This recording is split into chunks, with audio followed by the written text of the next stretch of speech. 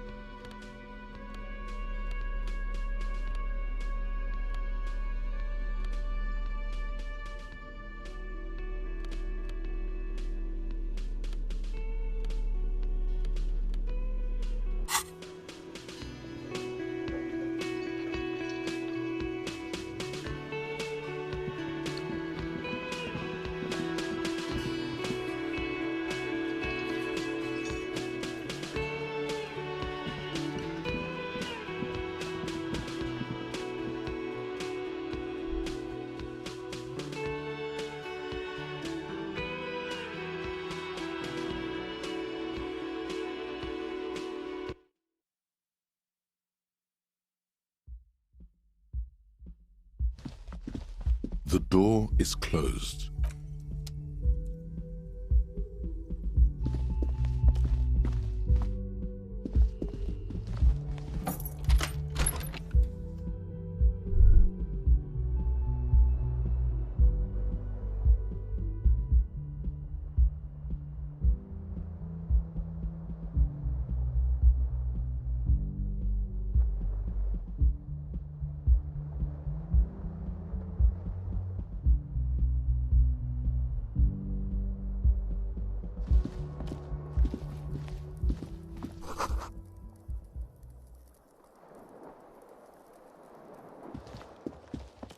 The bed is still cold from the broken window, and not too inviting, but it's yours.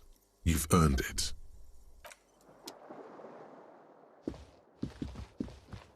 The fan stands still.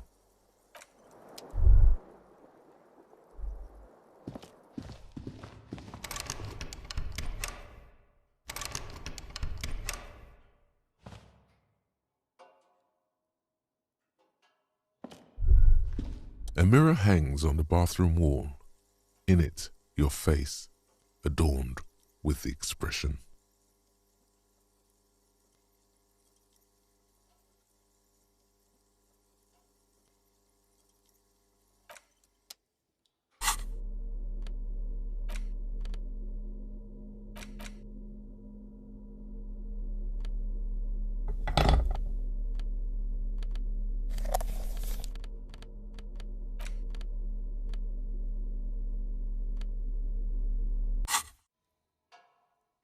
A mirror hangs on the bathroom wall.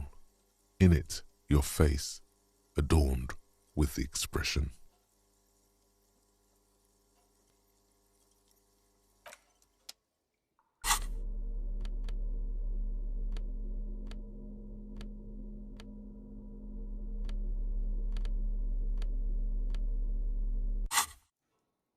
A mirror hangs on the bathroom wall. The chain cutters slip out of your hands as you attempt to twist the faucet into place. Well, you know one thing for sure. You've probably never been a plumber.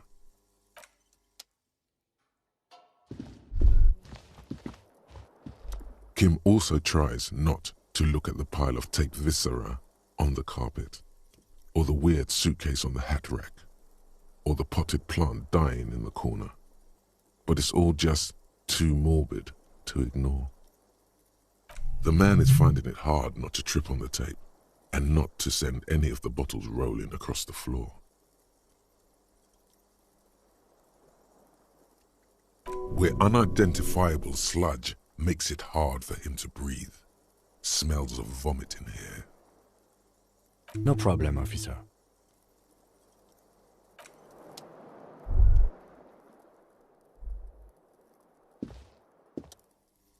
Yeah?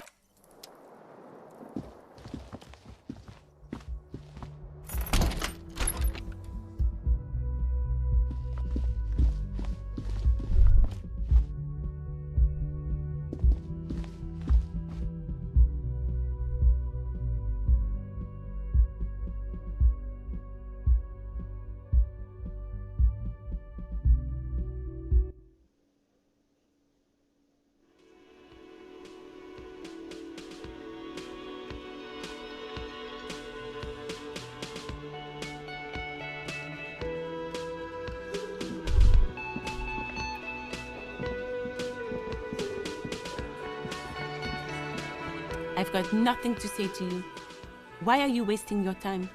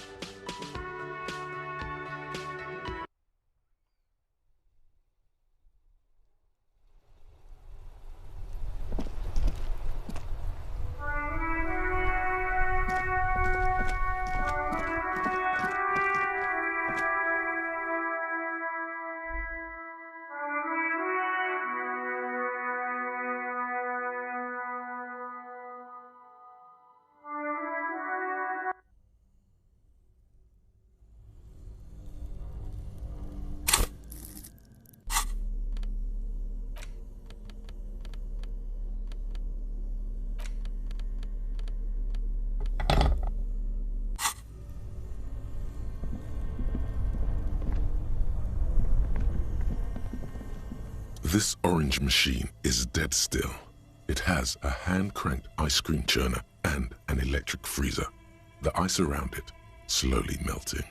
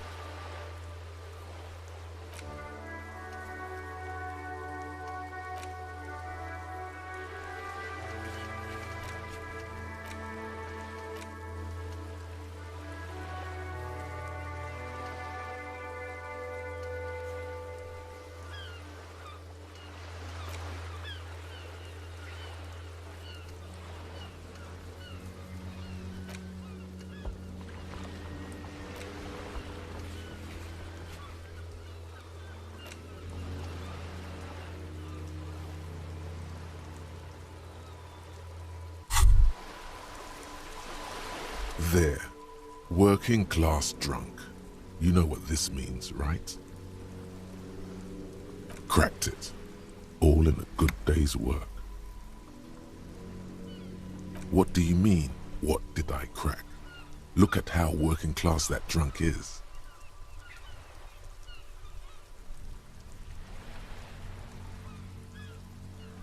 Yes, and you found him. Now go and tell the working class woman. Didn't she repeatedly tell you her husband isn't Misinda? Do marriages make any sense? Does honor? You're not a filthy philosopher. You're an officer of law. It's time to ace this case and not brood over your reputation. We can deal with the perception management later.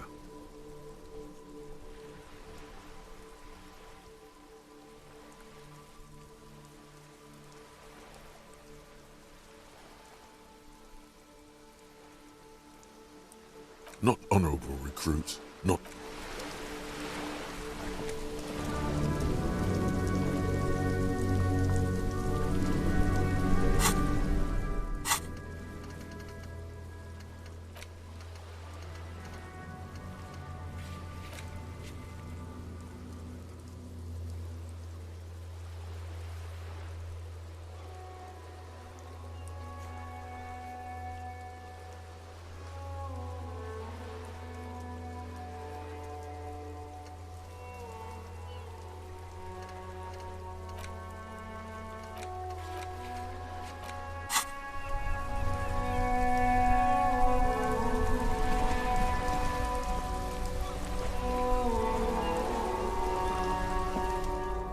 Vigilance officer,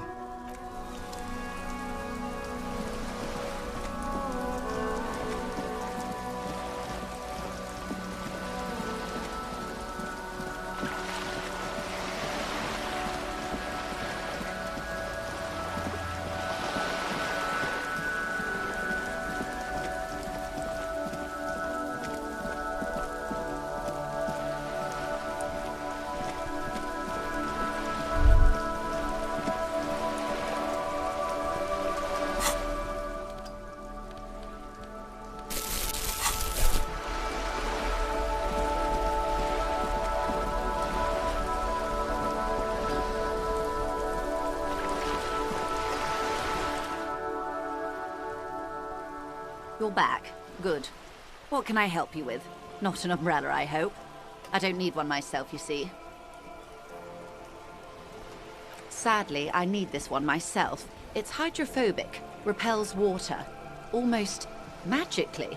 The company makes them for offshore platform personnel. Very sturdy. What I can do for you is answer some questions. Nothing like talking to pass a rainy day. Of course, anything to help. I am sorry to have been...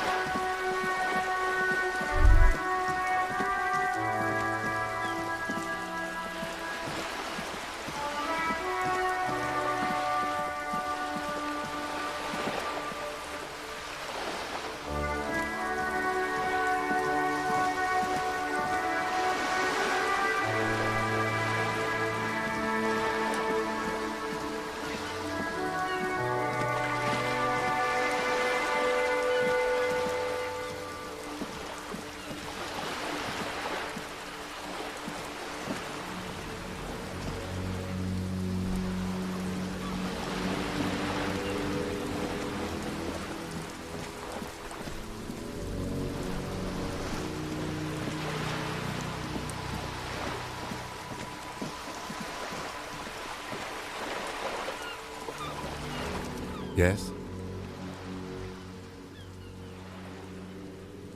What do you want to know? No, it's not a particularly mysterious case. The deceased is a security guard for a corporation involved in a labor dispute. It doesn't take a DeLorean polymath to put the pieces together. I just don't see the case getting more mysterious than that. Then you are in luck, because we are in the midst of a major strike by the dock workers union. Maybe more than that. The union clearly wants a piece, not just of the industrial harbor, but the Wild Pines Corporation itself. Is this a strike then? Or the first shots in a workers' coup? I expect the case itself to be less challenging than navigating these community matters. This district isn't used to the RCM's presence, and the union rarely overplays its hand, as it appears to have done in this case. Strike, coup, revolution, it's brigandage, however you parse it. You feel something rising through you, a familiar feeling, an opinion taking form.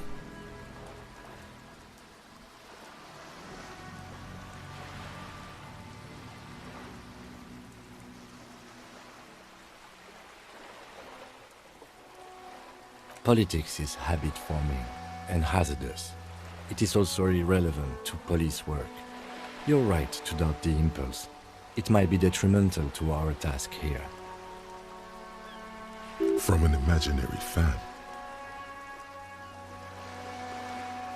Now, was there anything else you wanted to know about the case? Good.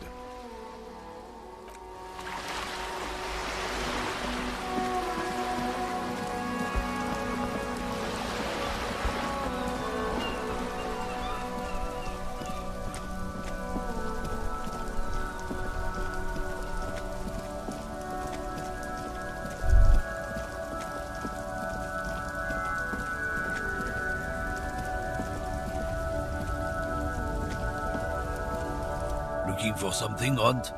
Come to tell me to fuck off again? Oh, not much anymore. I'm here to pick apples. Apples is exactly the kind of thing you'd say if you had something to hide. Fine.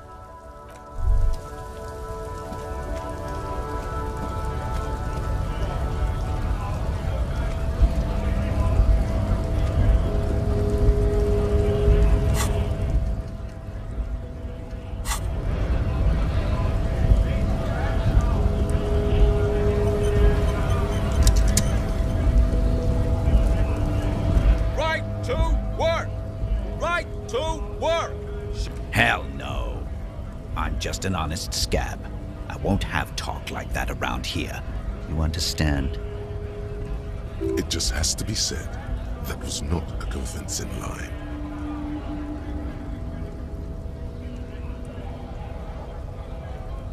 Fucking loincloth. Loincloth? Now you see, that's not really what a scab would say, is it? Better not to press the issue further, sire. He seems tense. Fucking fuck.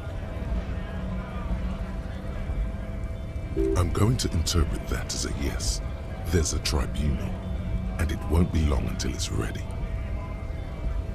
How about you fuck off now, huh? Okay, of course. The man's breathing steadies, but his eyes are still narrow. Slowly, he's trying to get his right-to-work dance back on.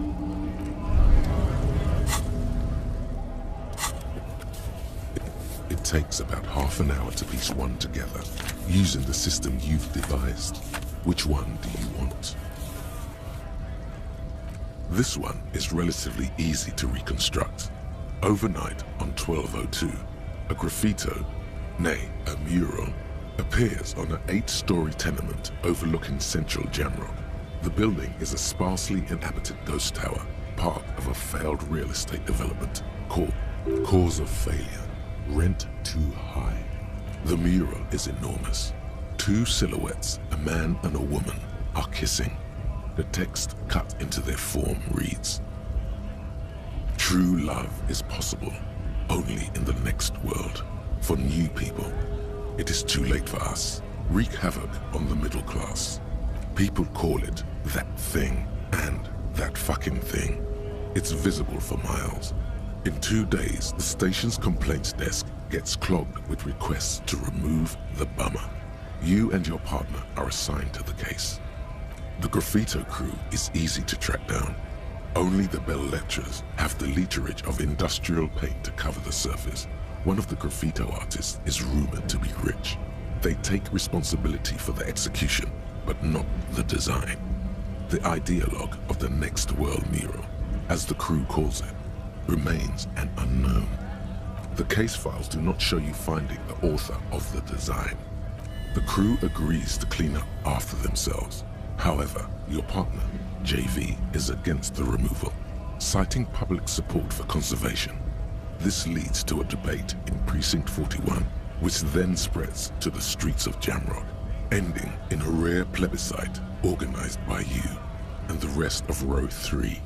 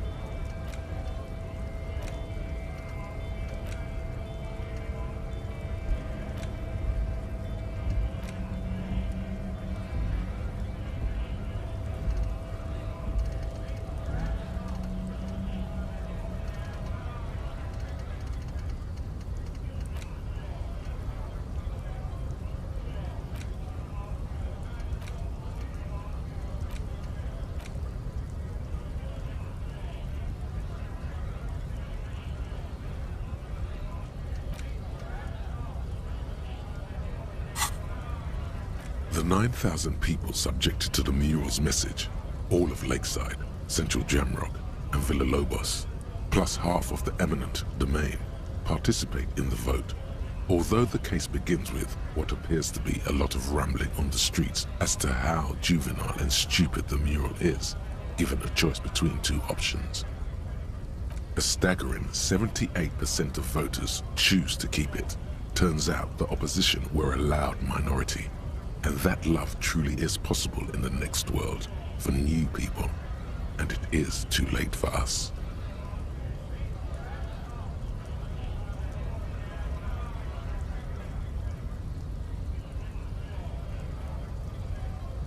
No one cares what you believe in, man with the smelly toilet ledger. What do you want to tackle next, or are we done? Not much has changed in the meanwhile.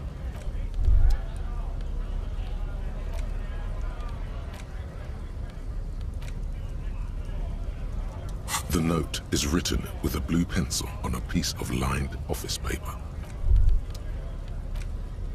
It's just a racist mug.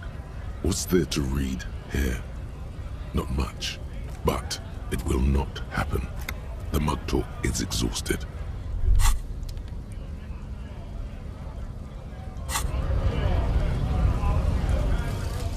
Advanced race theory. Everything is calm in the eye of the race storm. Your mind is lucid and bright. The mind-bending phylogenetics appear more distant and, to be fair, a little ridiculous.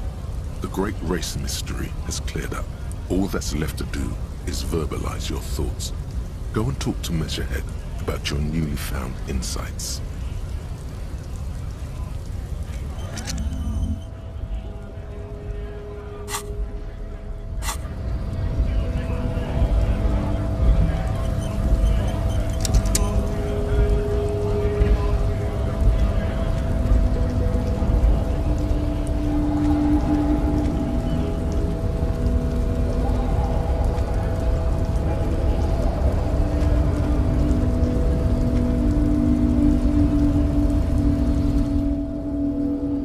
Promising race pupil returns. There is nothing funky about them. There are 3 categories of race: type A, type B, and the vile CF race called of pederasty. Which one do you need?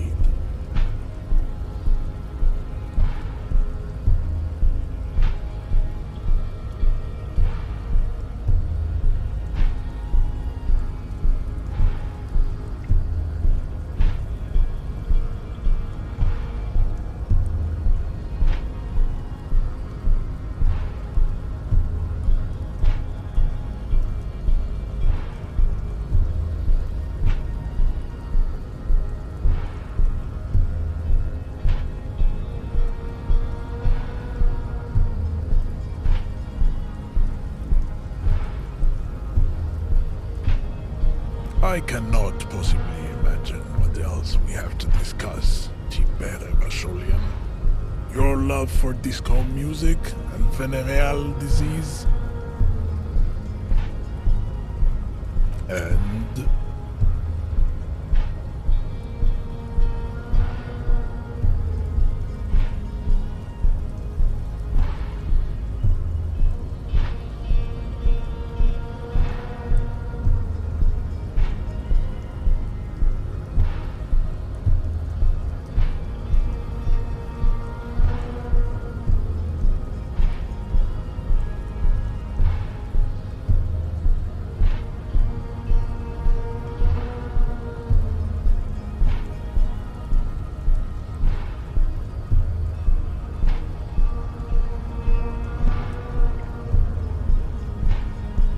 Look, babe.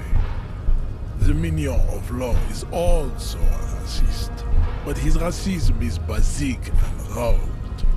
He thinks he has solved the great race, and it... So unadvanced. The basic race education he received in high school has led him to think his phylum are the sole authors of race theory. An esoteric study reaching back to the ancient mass society of Pericarnassus over 4,500 years ago. Basic racist, I take pity on you. You clearly want to enter the harbor bad, like a little boy who wants to go on the potty. I can press the button for you. It will open the door. Very well. You may enter the door once. Our race conversation here has concluded. Finally.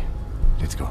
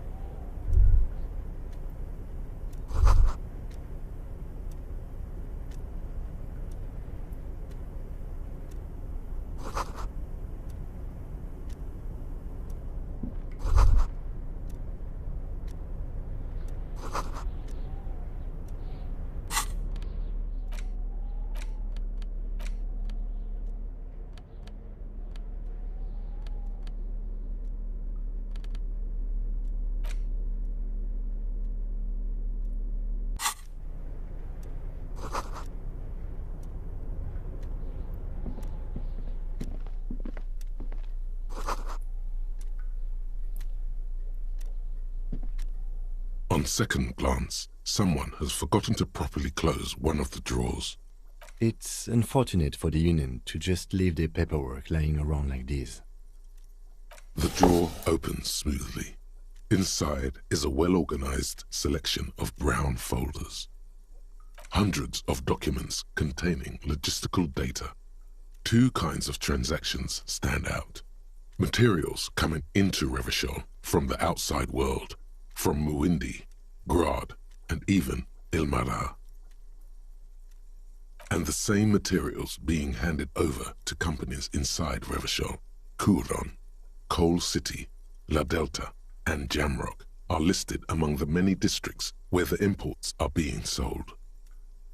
It's hard to make sense of this thicket of company names, dates, quantities, and percentages. You try to focus, but the lines are getting blurry. The drawer slides shut smoothly.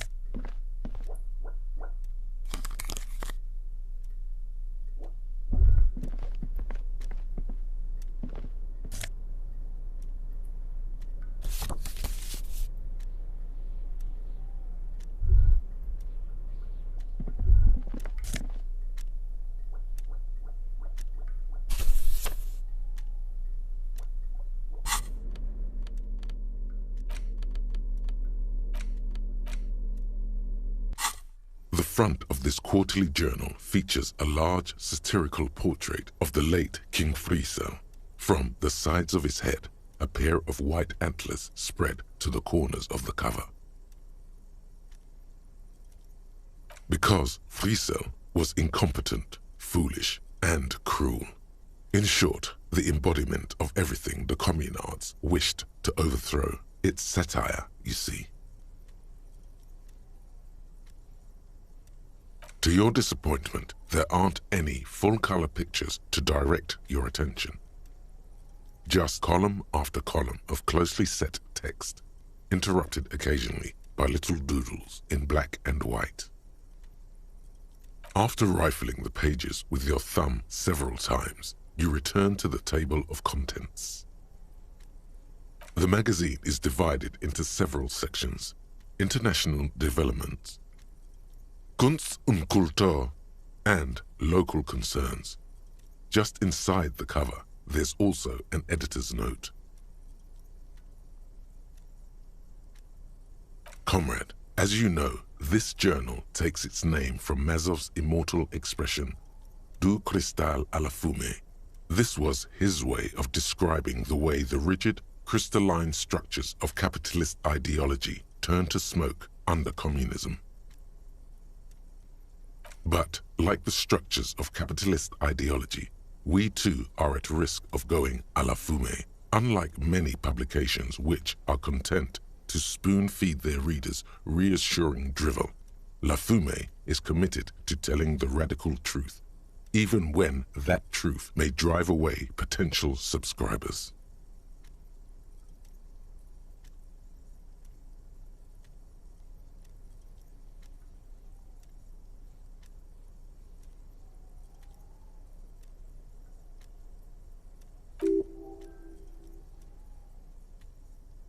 So please, if you value our radical Mazovian perspective on contemporary politics, culture, and international affairs, please consider subscribing today.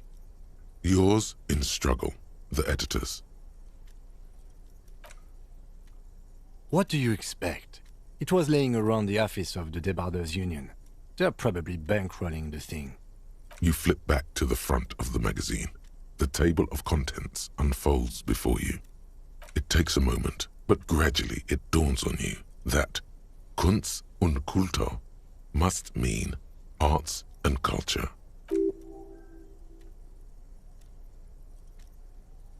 As you leaf through this section, you come across several reviews of recent radio plays, as well as a brief artist spotlight featuring a local artist identified only as CS.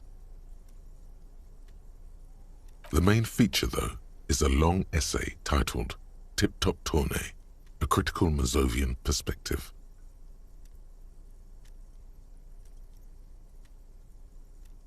The Tip-Top Tournée is an inter-isolari racing series, mostly known for its high speeds, ludicrous sponsorship deals, and high death toll.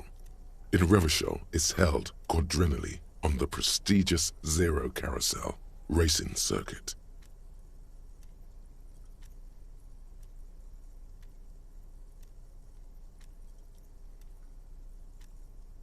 This so-called artist spotlight is really just a brief Q&A, made all the briefer by the subject's evident hostility to her interviewer. You think you're settling in for a relaxing recap of the most recent season, maybe sprinkled with some nice anecdotes about a few of the more colorful drivers.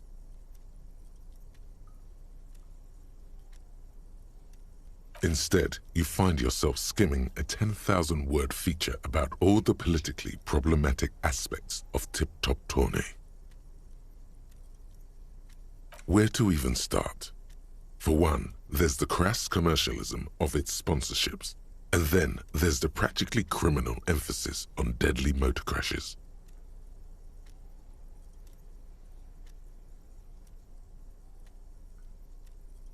So, all of it, basically. Under capitalism, the article says, every pursuit has its price. Every pleasure, even one as elemental as the joy of racing others around a track, is reduced to an advertising opportunity. Thus, the so-called tournée becomes a competition between increasingly meaningless brand signifiers, your discount laundry detergent racing against a pack of Astra cigarettes, or even a fritter. And that precisely is what's problematic about it. Were it not for the promise of random, spectacular violence, audiences would quickly lose interest. At the end of the day, it's the destruction of these 750,000 real races that you're really watching for.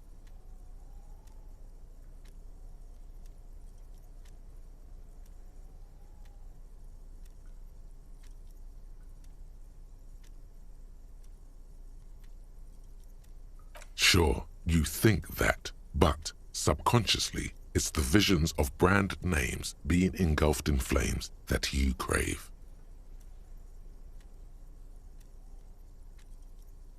That's because you haven't been reading critically. But don't worry. The whole point of these sorts of articles is to let someone else read critically for you. Ah, come on. Can this article read your mind? Well, there you have it. No reason to get hung up on the pretentious ramblings of a few young men. If I had to wager, I'd say they've never even seen the inside of a motor, much less a motor race. I take whatever they write with a large grain of salt. You flip back to the front of the magazine. This section includes a long, tedious critique of the latest round of free trade negotiations between the EPIS nations and the Free State of Semenine. You also skip over an article about heavy fuel oil smuggling along the Messina border, something about bear wrestling in Samara, book riots in Yugograd. It seems to be part of a new public fitness initiative in the People's Republic of Samara, SRV, devised and promoted by none other than President Kanajinsky himself. According to this extremely credulous account, Uncle Sport, as he's affectionately known to his people, has recently decreed bear wrestling the national sport of the SRV. Based on the description in this article, he appears to be an extremely competent and democratically elected president. Sapormat Sport Kelezinski is well into his third decade as president of the SRV. Outside Samara, he's known for three things: brutal repression of internal dissent, monumental corruption, and a near pathological obsession with physical fitness. It's quite straightforward. A standard match features one man, or in some cases woman, against one bear. 2 competitors, 1 ring, 5 rounds, or until incapacitation.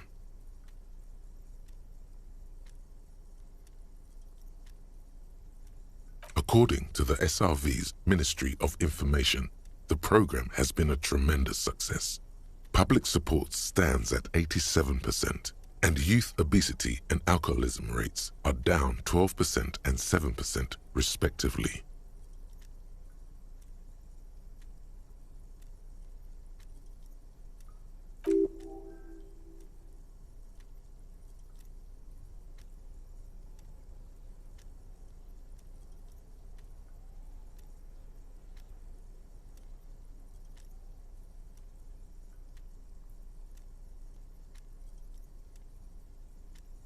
Precisely.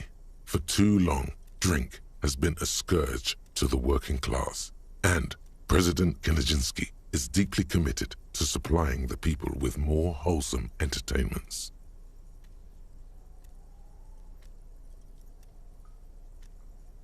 The Samaran People's Republic?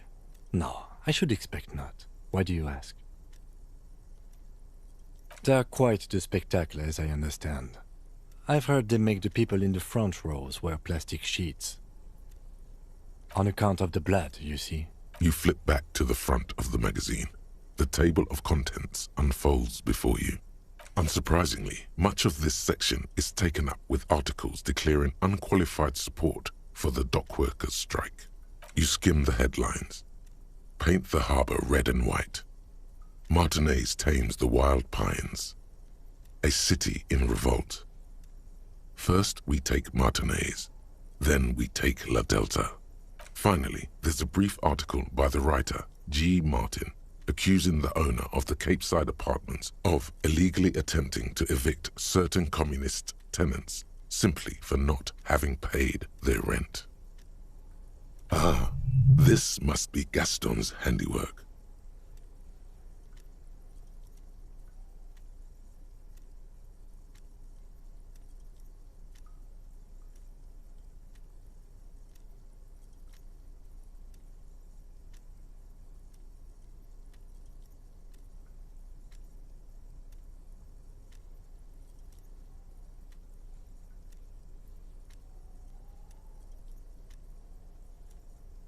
According to these editorials, there can be no accommodation with the forces of international capital or their mucilaginous allies in the coalition. You flip back to the front of the magazine. The table of contents unfolds before you.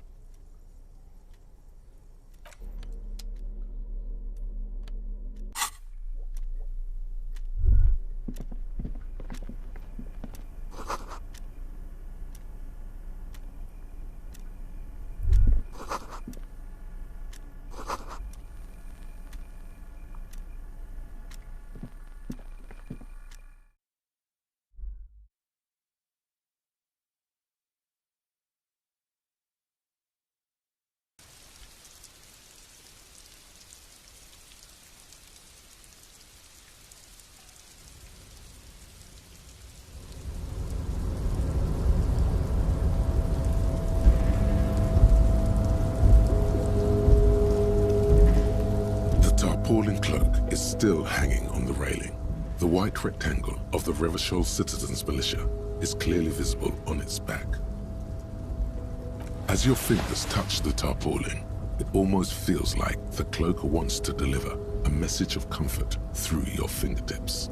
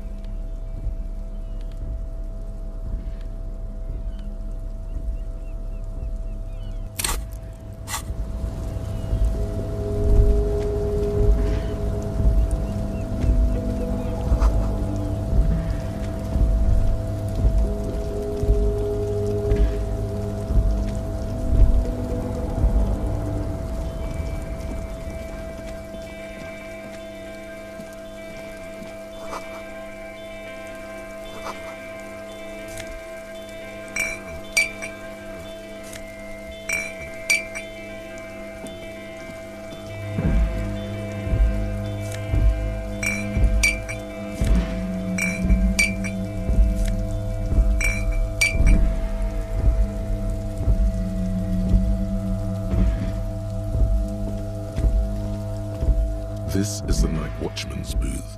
The name on the door reads, René Arnaud. Listen, it's okay to take a few minutes to yourself. Sit down and have a breather.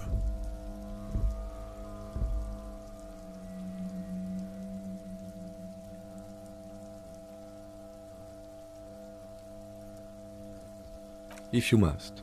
But please hurry. We are pretty easy to spot up here. Nothing incriminating catches your eye. The cabinets are clean and their sparse contents meticulously organized. There's a framed photograph on the table. It's a black and white photo of a young couple out in a street fair. The man, René, is dressed in a Royal Carabinier uniform. The girl is young and very pretty. She is smiling playfully at the camera. Why did you take that picture of René?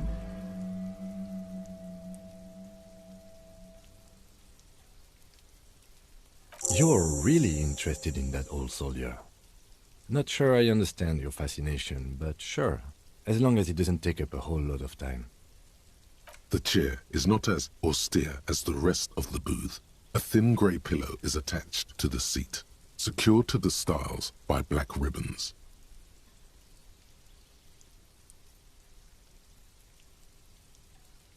Stale air floods through your nostrils. Not a single mote of dust floats inside your lungs, though. The inside of the booth is immaculate. The drawers are empty, save for old timesheets and receipts. One small box, however, does hold some cheap painkillers. They are slightly out of date.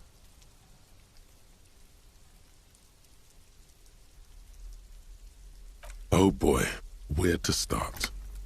Elevated risk of dementia, mini-strokes, Prophet's disease, sudden death, hair death, erectile malfunction, critical flatulence, watery blood, black mucus, uncontrollable weeping, increased sensitivity to La Opera, inoperable joint disorder, total spinal collapse. Don't think about that. Quick, think about something else.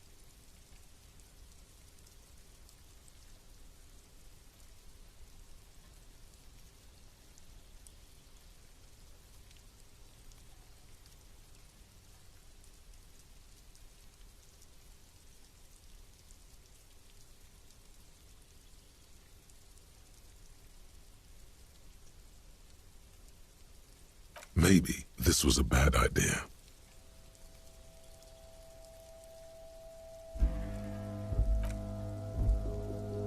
You stand and exit the booth.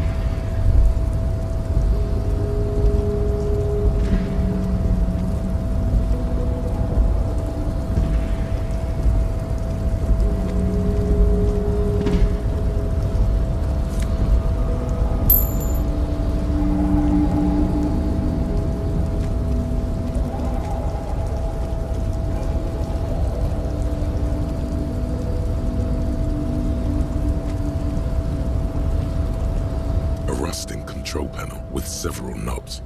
2 buttons marked Marche and Arrête are faded with use. It seems to control the large crane above. A container is attached to its hook block. Allumer, on, éteindre, off. With a loud grind, the crane shifts overhead, moving a massive metal container through the air.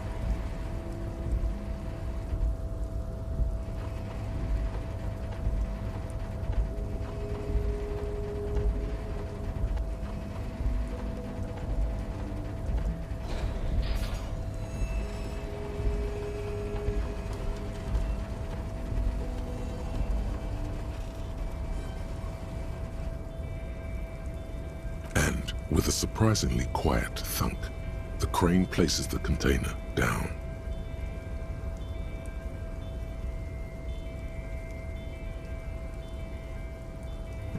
The harbor sleeps as the strike rages in the distance.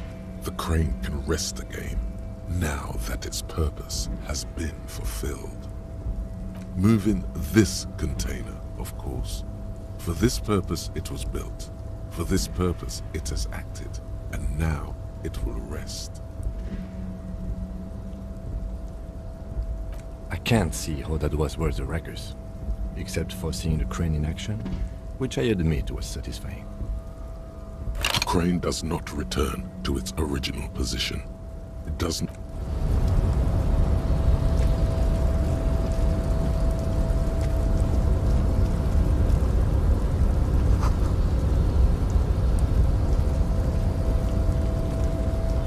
Before you stands a cargo container, just one of many in the yard. You do? Because I don't. There are a million containers here. Why are you fixating on this one? You just picked one out because you wanted to interact with a cargo container. We are not here to interact with containers. We are here to talk to the Union, right? You attempt to turn the handle, to no avail. The doors seem to be mechanically locked. To your left, the lieutenant considers your actions with some puzzlement.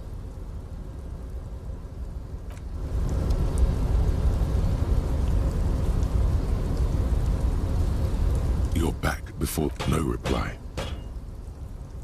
The knock produces a hollow ring of metal. Doesn't sound like there's anything inside the container.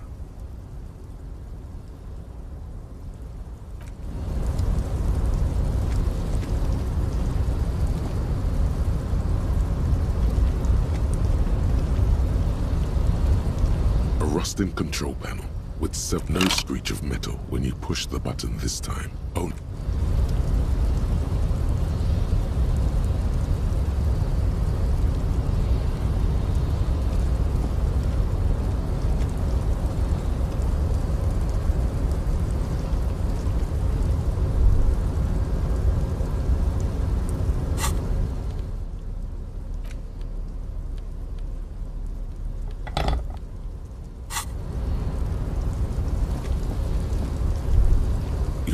Before the cargo container. Its drawer has not lessened since you were last here. If anything, it seems to have grown slightly. You attempt to turn the handle, to no avail. To your left, the lieutenant considers your actions with some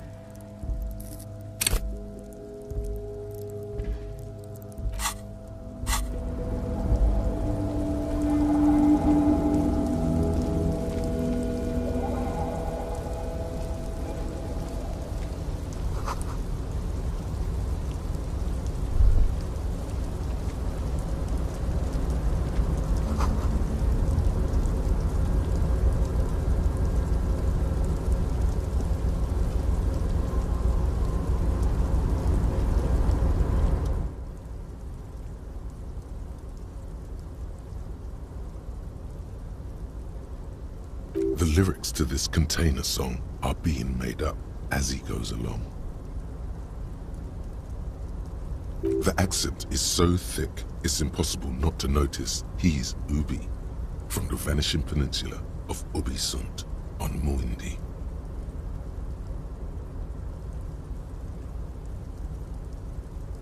Container, container, used to be Wild Pines. Container, container, now belongs to Everard.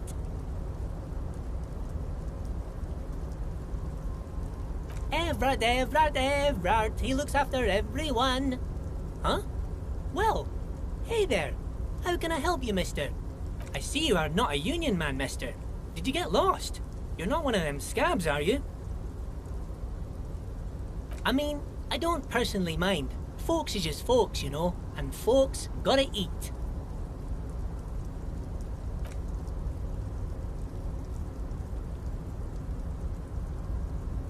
Oh, most of the guys are down at the gates, keeping the scabs from coming in. We're on a strike. The whole union is. You don't have to work when you're on strike. Ha! We haven't worked for 2 months now.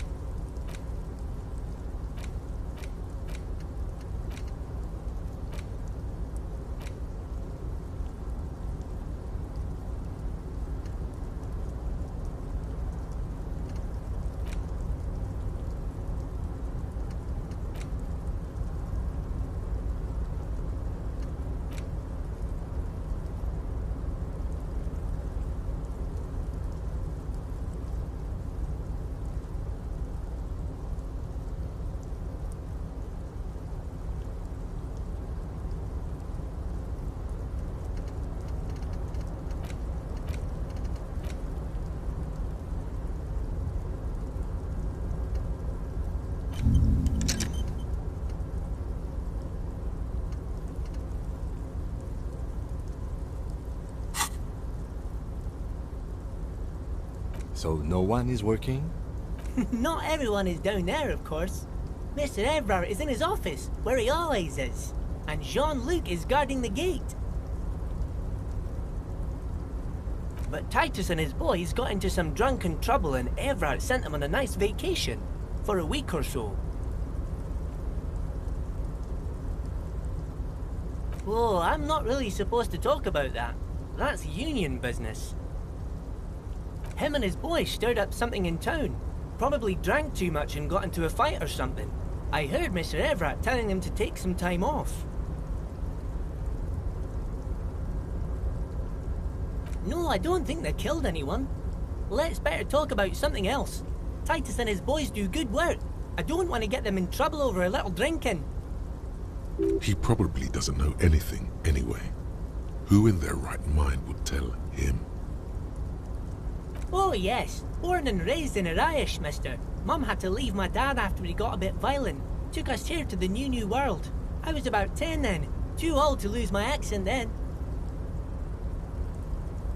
People say us Ubis are up to all sorts of trouble with sheep and other animals and whatnot.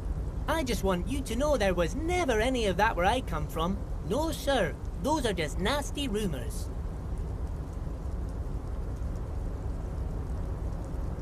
Thank you for clarifying that, sir. Oh, I'm just making some covers for them containers here. Yes, I am. Yes, I am. So it's easier for the crane operators to spot them.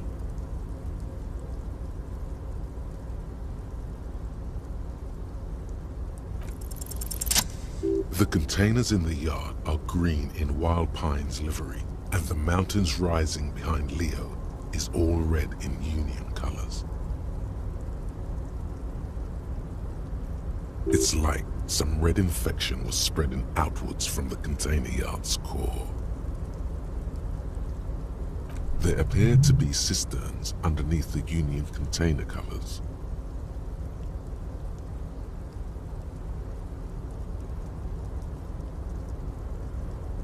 No, not really. Mr. Everett doesn't tell me all the big things. Says I go and tell them to everyone. Yes, they are hiding it from the inside. All the red containers have the Debarders Union logo on them. Oh, I don't know, mister. They say it's some chemicals. Most of them have labels on them, I think.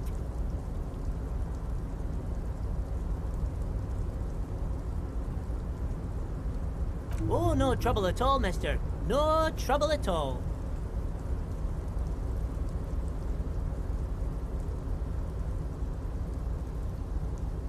Yes, yes. Everybody needs a job, and this is mine.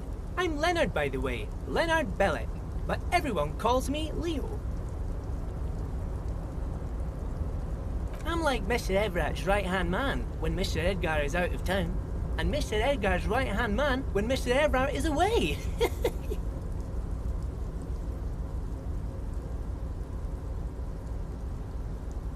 Actually, Miss Beaufort is the right-hand man, but she's a lady.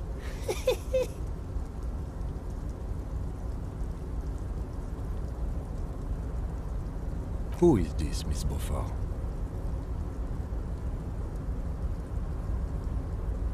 A real pretty lady with a skin like those Douai Sucre candy bars my missus likes so much. Them are real nice to suckle on once the dinner is done and me and the missus sit down beside the radio.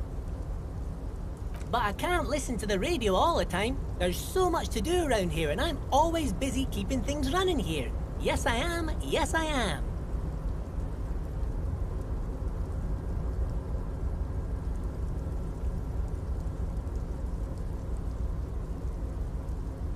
Oh, Lizzie, she is a real sharp tool. Mr. Everett put her through some fancy school and everything, east of the river. 4 years she was gone, and when she came back, she was all fancy and lawyerly. He respects that word. That's obvious. But she's a real nice girl. Grew up in this here neighborhood, knows everybody and gets along with everyone. Real pillar of the community one day, I'm sure. If me missus and me was to have a child, I'd be real happy if she turned out like her. But she can't have kids. Dr. Lemaitre said so, and she knows about such things. Been a doctor for almost 50 years she has. Law school? Could she be talking about the union fixer, aka the gardener? Looks like it. I'm not sure what a fixer is, but she is a real nice girl. Smart as a whip too.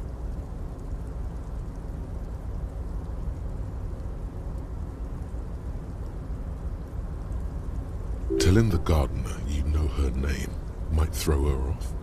Perhaps something to consider later.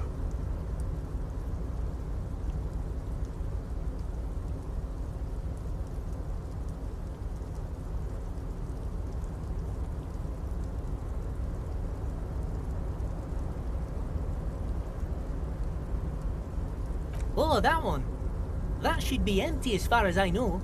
Lots of containers here have nothing in them. They're just waiting to be loaded up.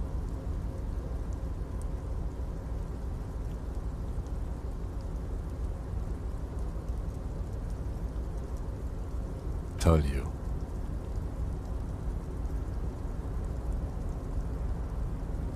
Oh, you want Mr. Everett then? He's an awfully nice fellow, he is. Him and his brother are both nice fellows. They've lived their entire lives in this here neighborhood.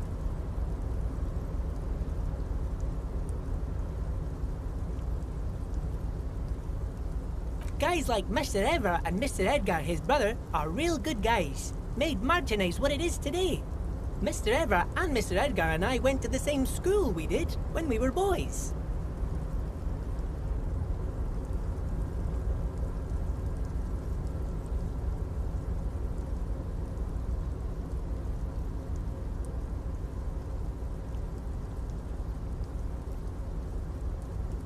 Oh, Mr. Everett is where he always is. In his office, of course.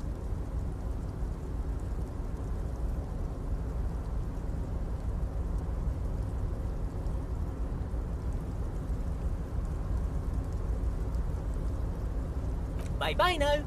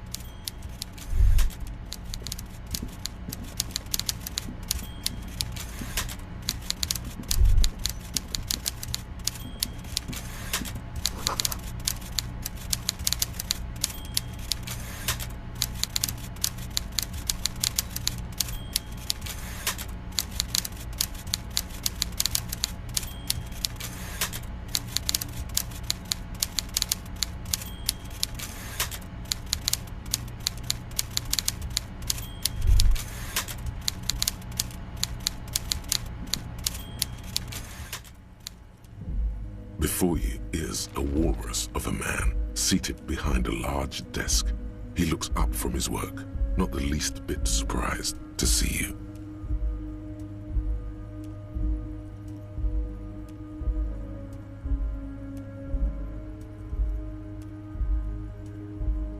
With great effort, he straightens himself up in his chair, yet says nothing.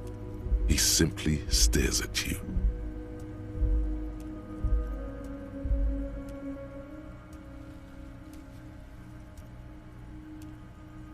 With a mixture of expectation and impatience, well bottled.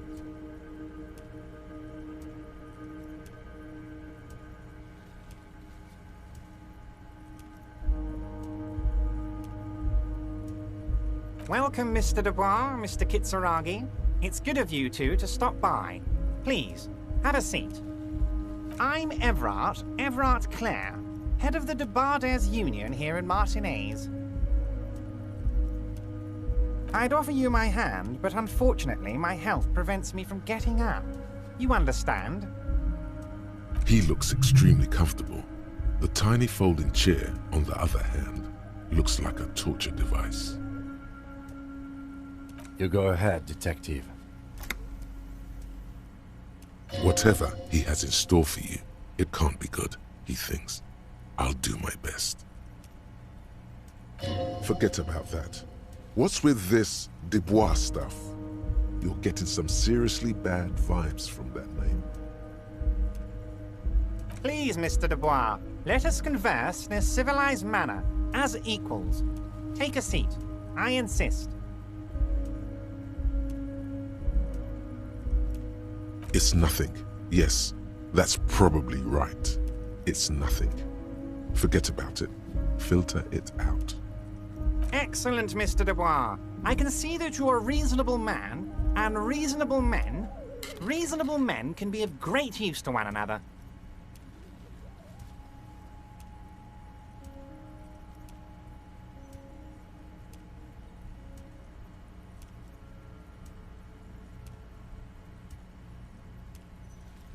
So tell me, how can the head of the Debarders Union help a representative of the Revachol Citizens Militia today?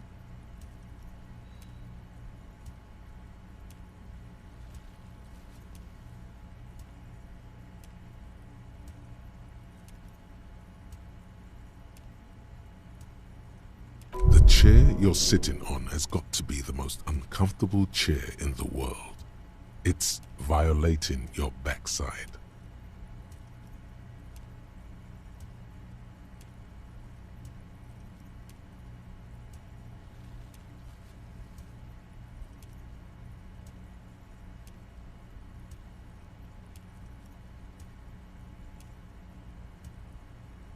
Oh, by the way, I heard you got a rather rude reception from a certain Lawrence Gart.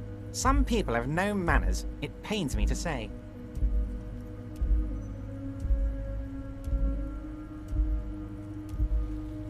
This should take care of that nonsense.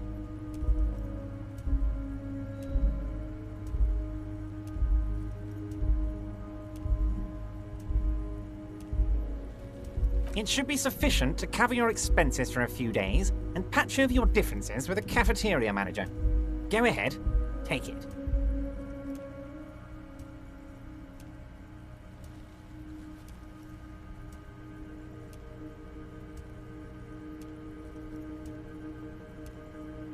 Wow, that's 25 real. That's good money. You need it.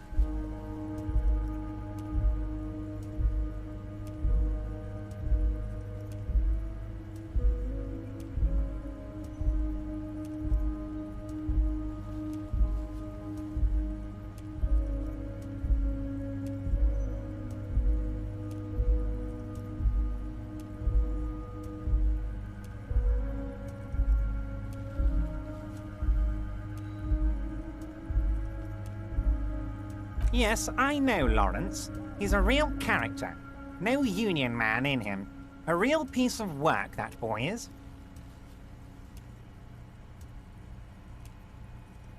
With a grin, he points to the checker game. It's like you're on a game show. At least don't thank him for it. Okay, okay. I respect a man with principles. No handouts, then. Now, I'd like to set your mind at ease about one other matter. Your lost gun. Let me assure you, Union people are on it as we speak. I've got my best hounds looking for that lost gun. His slug-like lips move, but all you hear is an echo. Lost gun, lost gun, lost gun.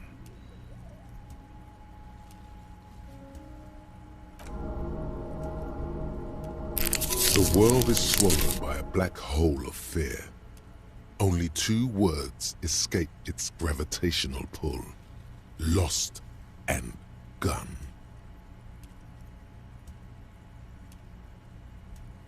When he said, "Don't worry," he actually meant, be very worried.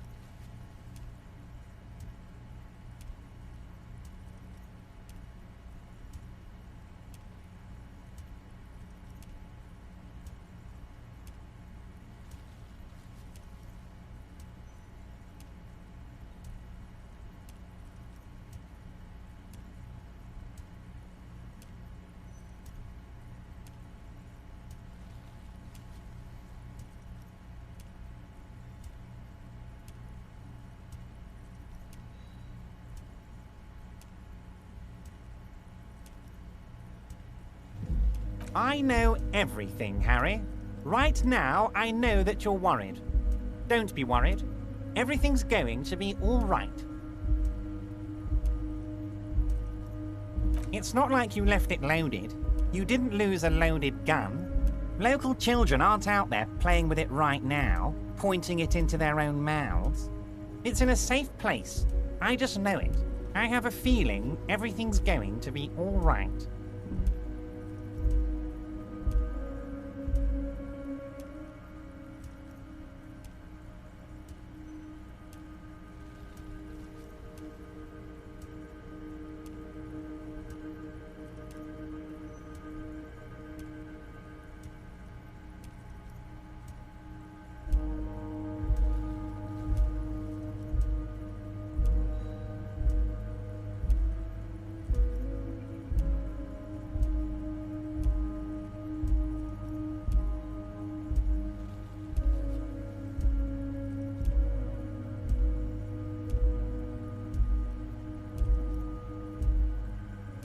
It was loaded. There were 2 bullets in it. You always keep at least 2 barrels loaded.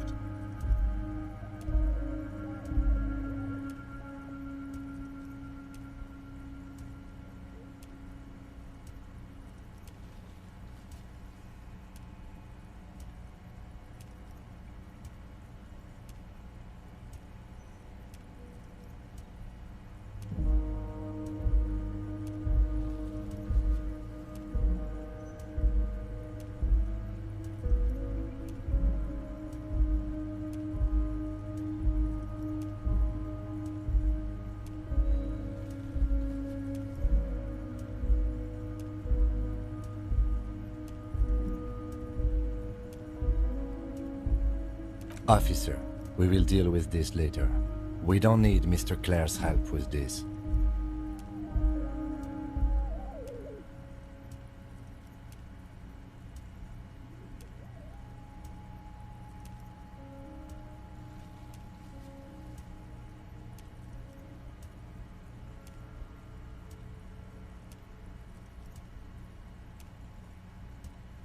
I wouldn't be so sure about that.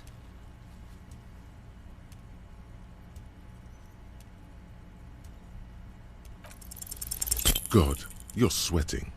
Your knee is jerking. You're about to cry, aren't you? You're about to cry because you lost your gun and those children are gonna shoot themselves with it.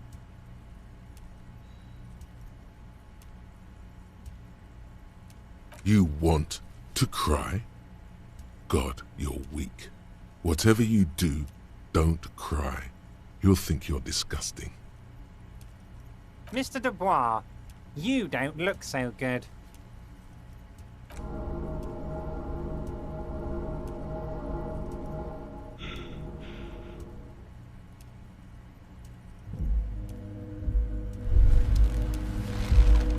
Despair creeps into you, getting fat on your weakness. Whatever noble intentions you once had as a police officer, it's eating them all up now.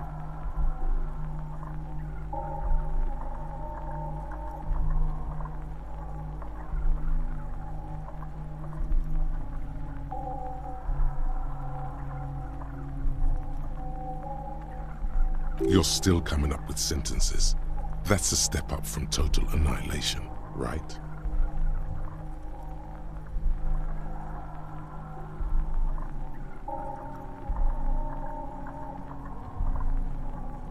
Yes, it can be difficult to be on the receiving end of so much distrust and outright hatred.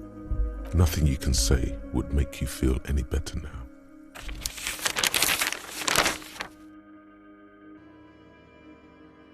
Cop gives up the detective genre for social realism.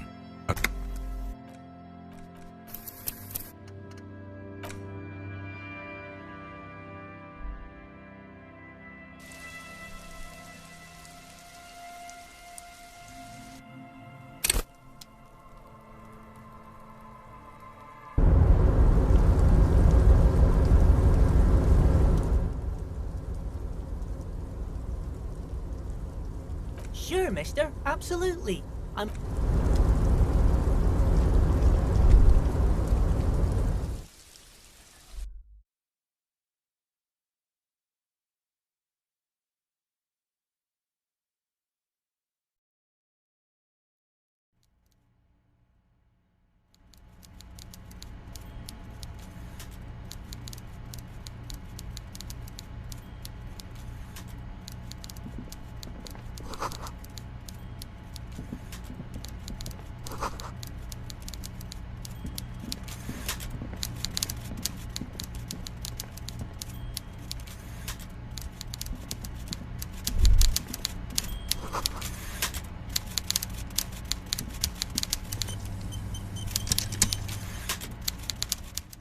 Before you is a walrus of a man seated behind a large desk. He looks up from his work, not the least bit surprised to see you.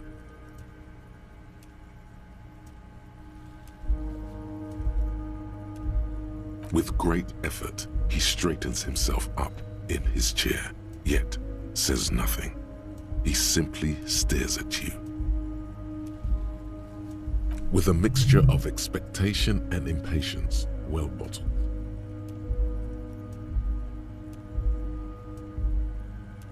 Welcome, Mr. Dubois, Mr. Kitsuragi. It's good of you two to stop by. Please, have a seat.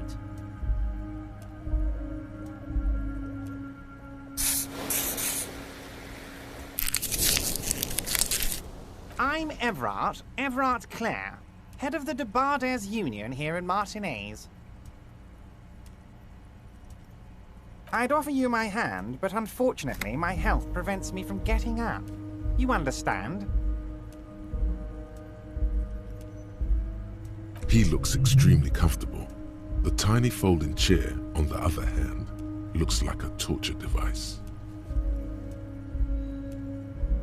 You go ahead, detective.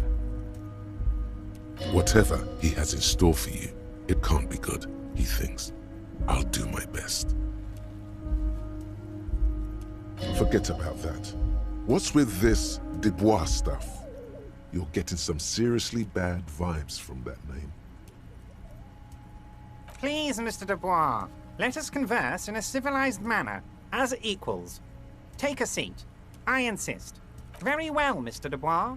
I respect a man with strong convictions. I, too, have convictions. One of which is that I will not engage with any man who won't face me at eye level. Should you find yourself more amenable in the future, I'd gladly resume our conversation. But until then, I'm afraid I must ask you to leave.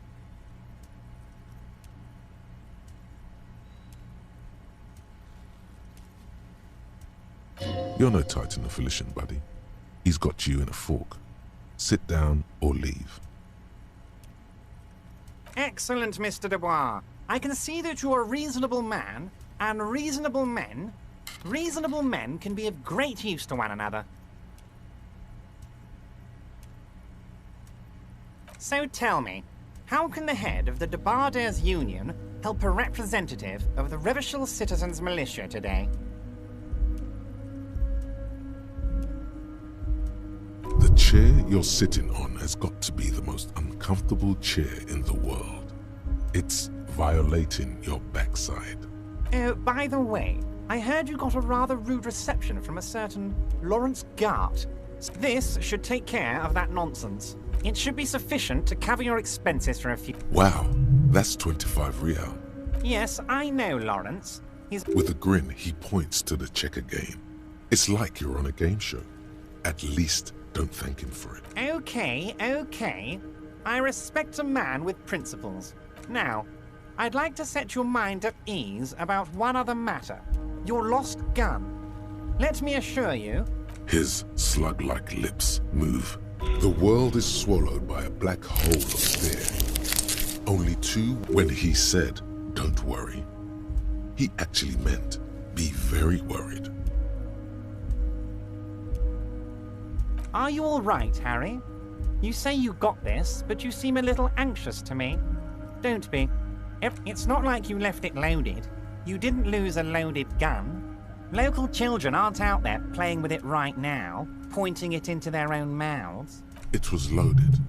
There were 2 bullets in it. You... Officer, we will I wouldn't be so sure about that. Officer, I wouldn't be so sure about that.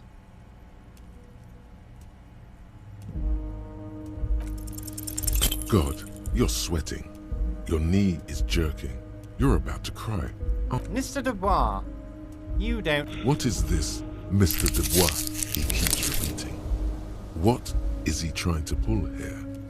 You need to cool the fuck down. Chill. Mr. Dubois! Mr. Dubois! Harry! Mr. Dubois, are you okay? Can I get you a glass of water or something? Are you having some kind of medical emergency? Maybe you could use your hands somehow, in a kind of throw-in motion, like you're throwing that Mr. Dubois act right back at him. He's Mr. Dubois.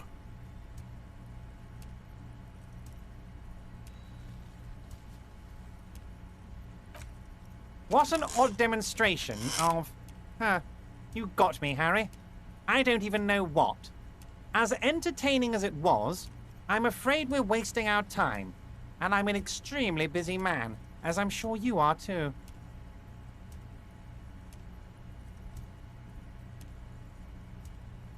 Okay, enough. We are here to ask you some questions pertaining to a murder investigation.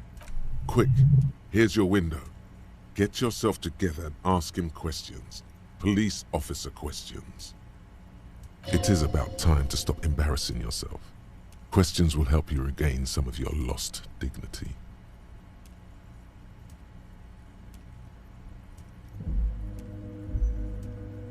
Honestly, I didn't want to bring it up, Harry. I heard you have become Measurehead's race pupil.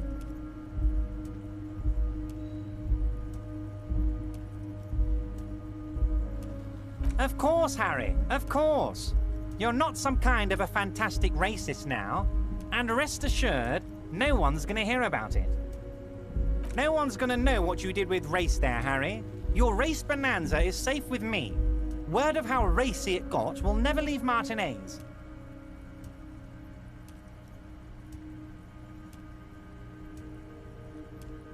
Anyway, I assure you, I am a very well-informed man. Information reaches me before I even get the chance to request it. My dear Harry, there are literally millions of containers in this harbor. I couldn't possibly remember what's in all of them.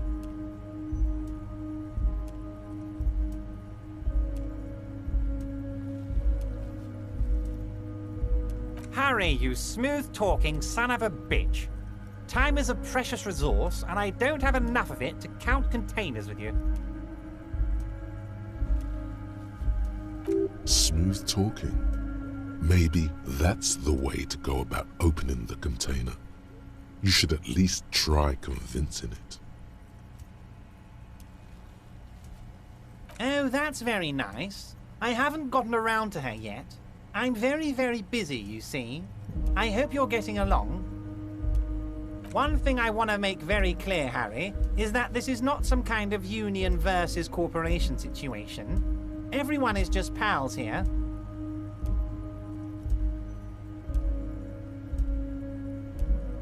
Yes, we're all trying to do what's best for Martinez. Don't feel like you shouldn't work with her just because you and I are such good friends. I'm not a jealous guy.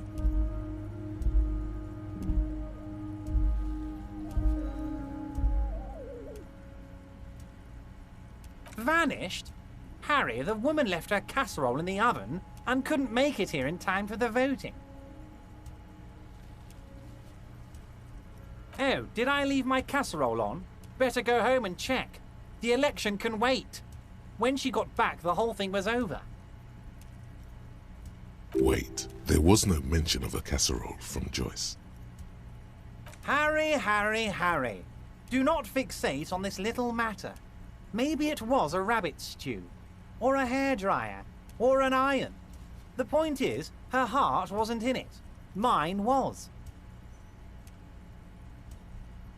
This particular brand of humor he has, it makes for a fine distraction. What do you mean, Harry? Nothing. I let him go.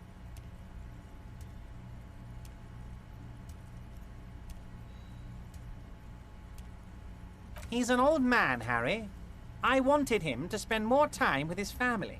God knows how long he's got left. Harry! I have little people in my organization. I would never call someone a midget. What is this? Honestly, I'm beginning to think you're a midget, Harry.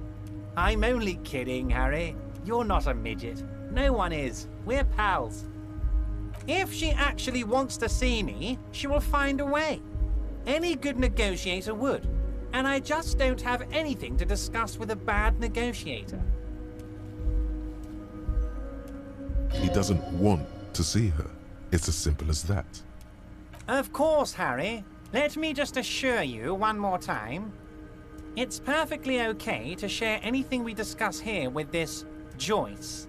This is a completely transparent organization. I have no interest in what she is doing, but I myself have nothing to hide. Your business is your business, and I respect your privacy. Just remember, none of this is secret. Tell her about all of it. My brother's picture, my singing swordfish clock. Tell her how overweight I am and how I'm helping you find your lost gun. Tell her about everything. Everard doesn't mind.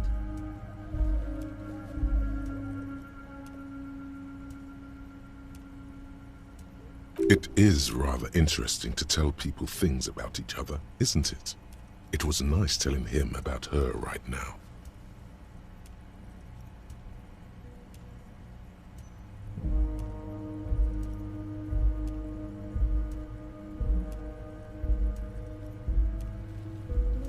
Oh, of course. That's your main thing here. That's why you're in Martinez. I know everything that goes on around here, and I would love to discuss it with you. I mean, it's no secret that the lynching is connected to the strike. So much to talk about. Honestly, it's been weighing on me so heavily. I understand you need to interview me. But there's a thing that's been keeping me up at night. I want to talk about the hanging. I mean, if we could just calmly talk, exchange information, we could blow this thing wide open. Yes, that sounds good. Let's do that. But I can't think straight with this thing weighing on me. You're police officers, aren't you? I have a crazy idea. You guys are basically door-opening machines, incredibly talented at opening doors.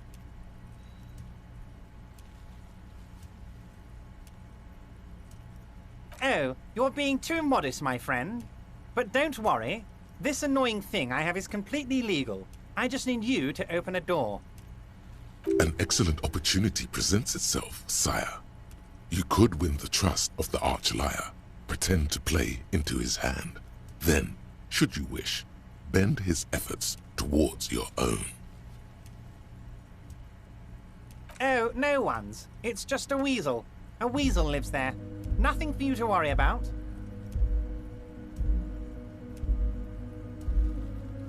A loud blabbering weasel. When weasels feel no one is watching, they start acting foolishly. Just go there, unlock the door, and leave it open. It's been such a burden on me, Harry. I just want this to be over so I can discuss business with you.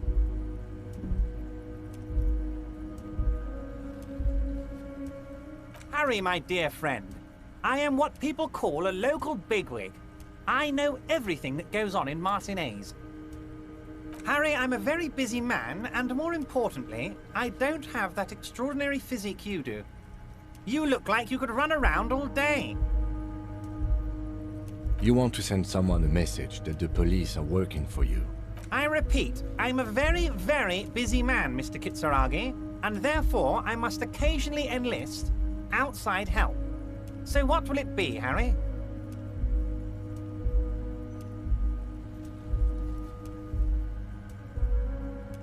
Fantastic, my friend. Just let me know when it's done and we can take our friendship to the next level.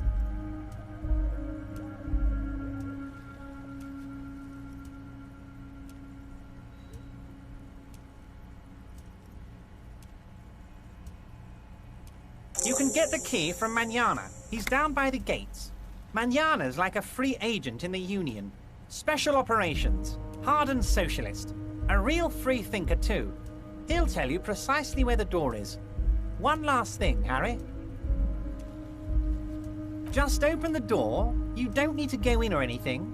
I just want that weasel to come home and see the unlocked door. Of course. Let us dispatch with the formalities. You call me Everard, I call you Harry. My God, so it's true. I didn't want to believe it, but you are a fantastic science fiction amnesiac cop, aren't you? What are the odds of that? I think the odds of that are very low.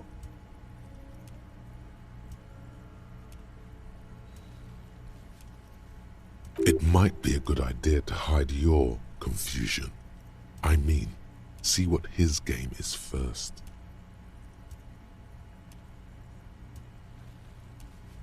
So good to hear that, Harry. Apparently my sources were wrong. However, if you did have a spot of memory trouble, I could help you out. With my big fat folder. Words flow like a river of honey from his lips. I guess word has already reached him. No matter. No harm done. It's just a brown folder. You can't make out what's written on it.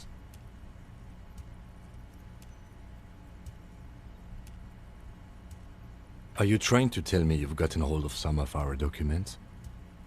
Mr. Kitsuragi, would you mind? Me and Harry are talking about his lost identity right now. Don't just jump to the folder. That's not smart. Shows you're on the edge. Do some probing first.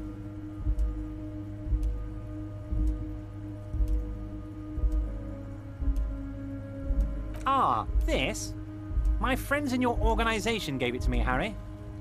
This translates into, haha, you guys are so corrupt. I find that very suspicious. May I have a look? I'm afraid this is meant for Union eyes only, Mr. Kitsuragi. It's Harry. Harry Dubois.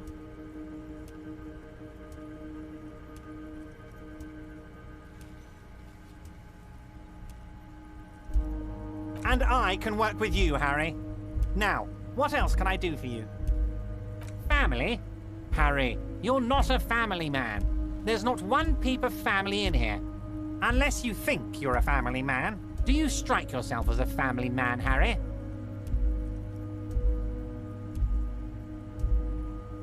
Well, yes. I'm sure you're going to make one little boy or a girl very happy and proud one day, Harry. Well, Harry, if I were to sum you up in one word, it would be apologetic. Well, you sure come off as very confident in all our interactions, Harry. You're a real man's man. He's probably just making a guess based on your recent activity in Martinez.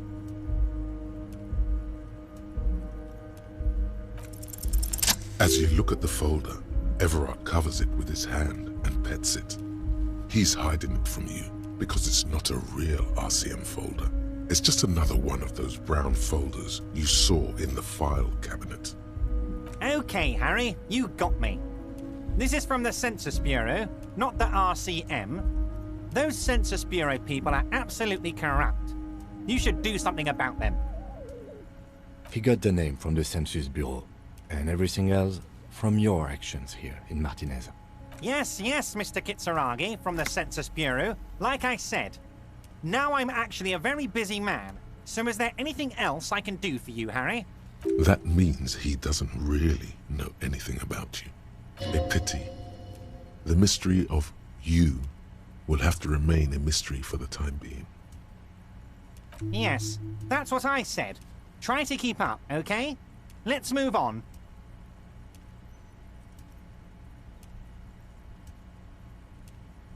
You've got a lot of spirit clearing up the drug problem alongside this murder.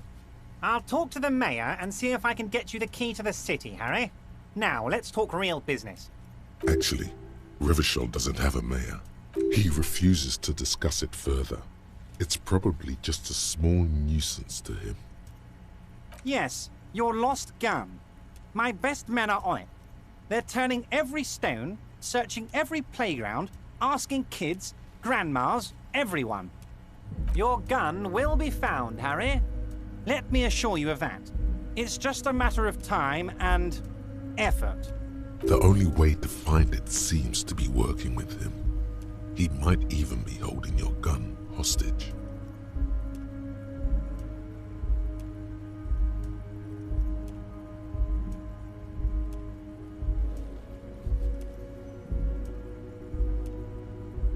knows? Only one thing is certain. If you work with him, you're going to get it back. And working with him might be the only way to do it.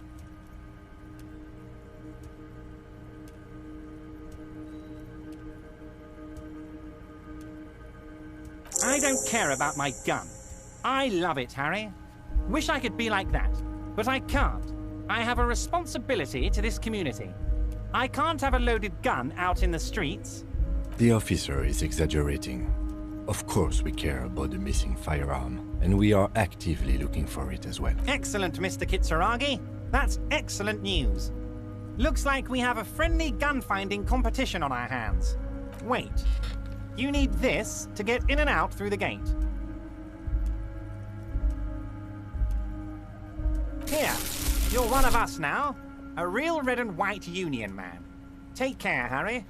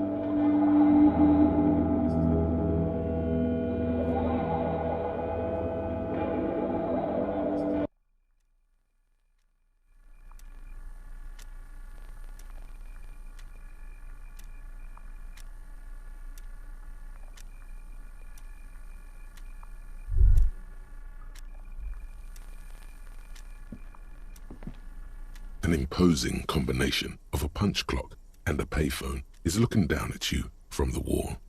A note on the side says, "Tokens unavailable due to strike. Use change."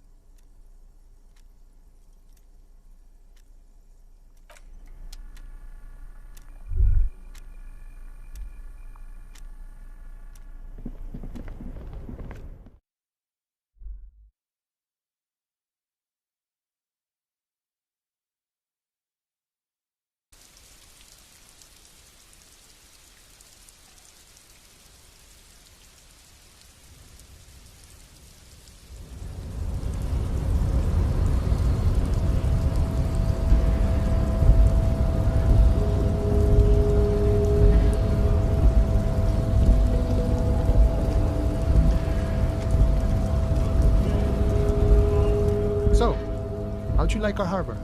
You've been in there, he means. Talked to the boss man too, probably. It's but a rest area on the path leading across open plains. Right. You talk to the boss, eye to eye, like men of the plain. If you have any more questions, I'm set to talk.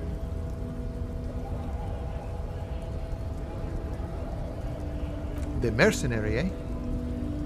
Who could have killed him? That's indeed the question. Why even do such a thing?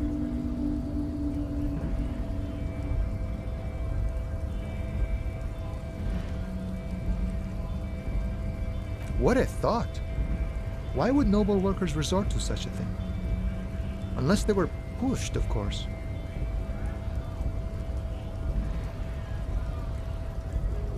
Your dead guy was an enemy combatant.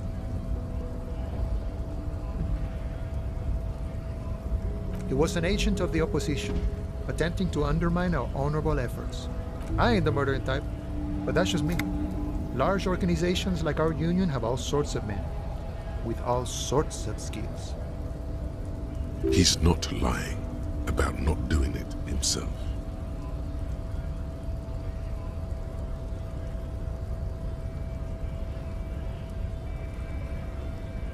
Understood. This has been of limited use. Still, thank you. No problem. I wish the best to you in your search. Sure, I'm glad it's not my search. A key, huh? What door is this key supposed to open?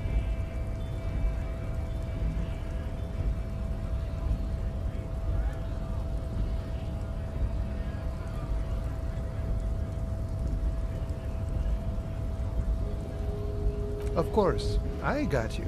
You don't know anything. I got that key right here. And let me tell you, it's mighty good of you to help us out during the strike. Working class solidarity, as they say.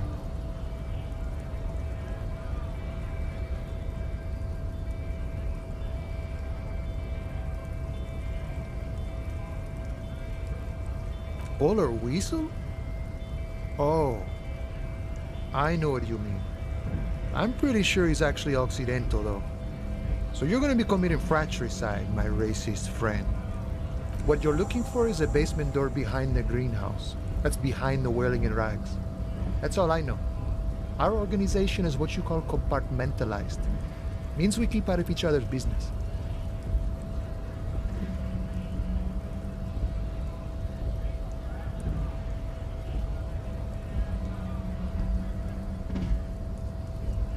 Okay, but where did you get the key from?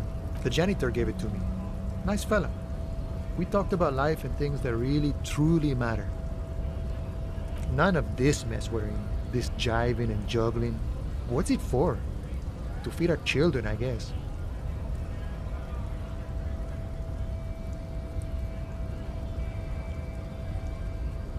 I'm more of a philosophical dock worker. I like to talk about the big picture stuff. Who I am, who you are, what we are fighting for. He means he's not going to tell you because he doesn't know. But he will shoot his mouth off with you now that you're working for Everard.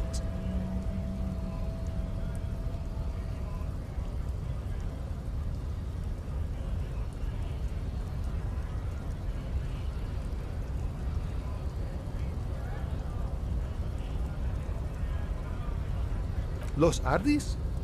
They're an independent militant group. A bit too high-strung, but it comes with the responsibility.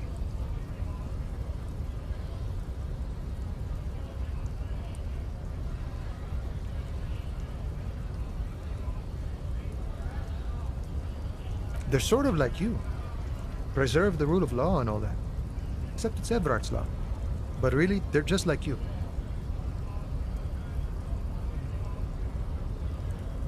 We're negotiating our share. Aye.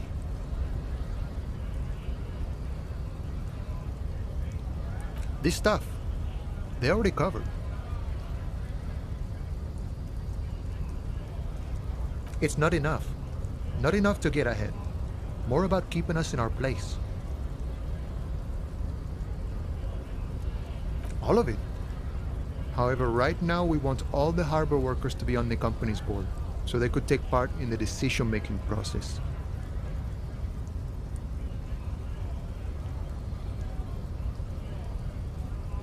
This seditious talk sounds like communism.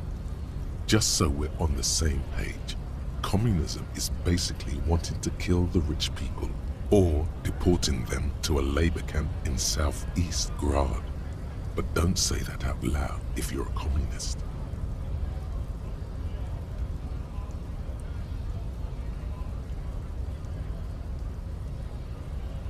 No.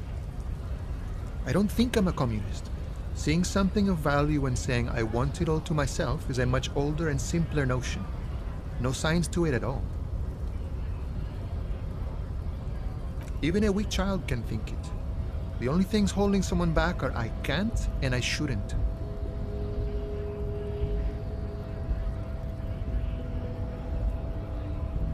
I have nothing against communists. They are honorable boyaderos. And they have good analysis. But my own code serves me well. If my code starts failing, a code can fail a man as well as a man can fail a code, then I will have to submit to a new one, which may well be communism. He knows who he is, firmly grounded, has no need to reinforce or elaborate his political identity to himself or others. See, I'm primarily a lazy person.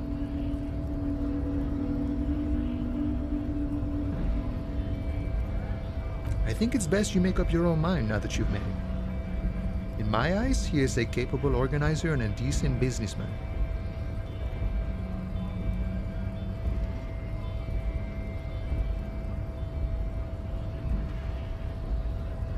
I guess you kind of get to be the village chief. He oversees the harbor, makes deals with the owners or other relevant parties, watches out for his own.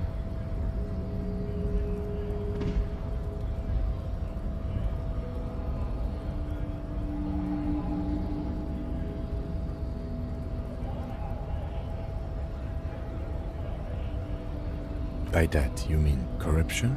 By heavens, why would it not be corrupt? We live in a harsh and disordered world, see? And in this world,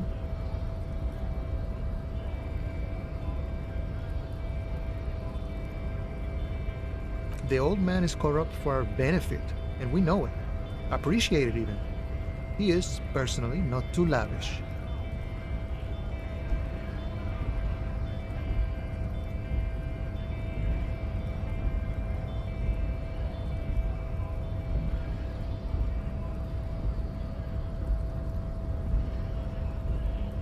He is reasonably lavish, sure. That's his prerogative. It's not like you want a saintly demeanor on a corrupt motherfucker. That would be a manipulative illusion. Besides, there are no non-corrupt systems in the world anyway, and moralism is the most corrupt of them all.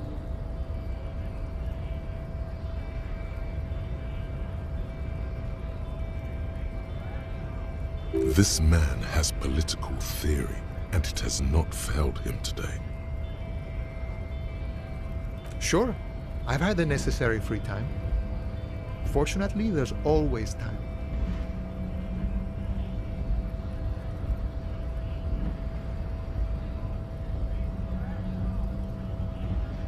The look in his brown eyes conjures up an understanding. For him, having command of his time is the most important thing.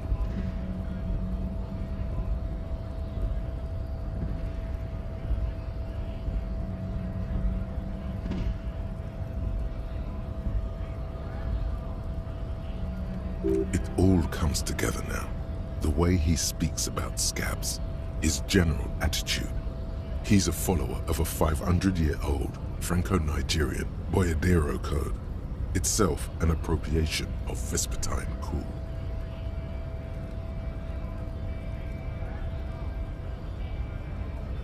That of a noble peasant or a traveling herdsman.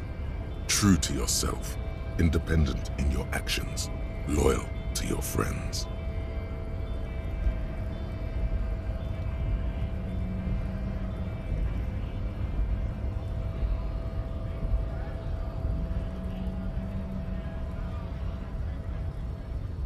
No. No. The man sits on the railing, his hand.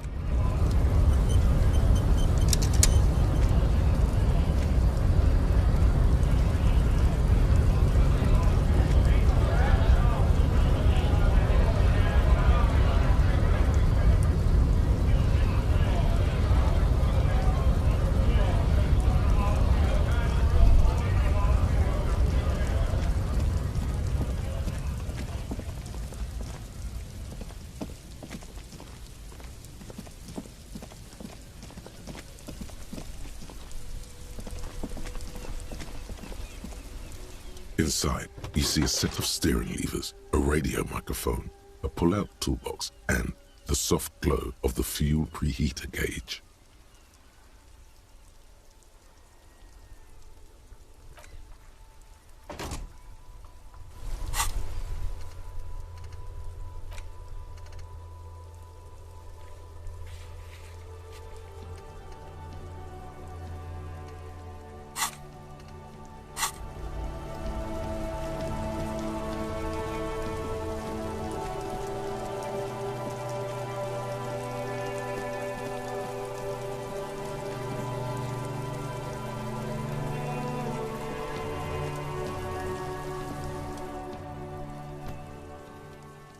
Does Kuno care?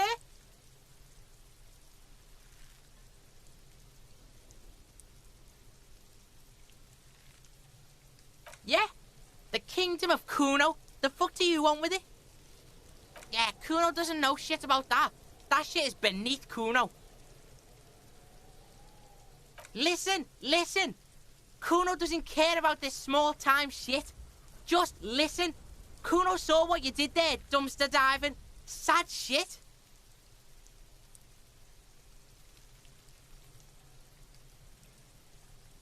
Kuno could hook you up with some sweet rags. Shit like Kuno's wearing. Your size, good price. 500 real.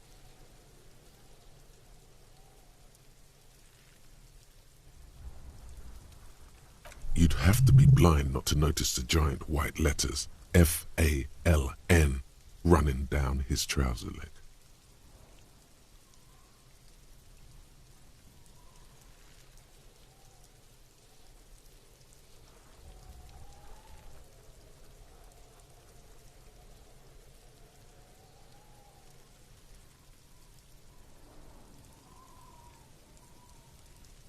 Look, Kuno ain't seen shit lying around, except for that up there. Now, you want performance gear or not, Grandpa?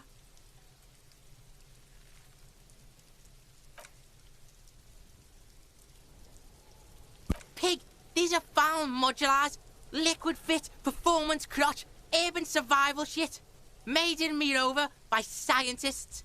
Pants scientists.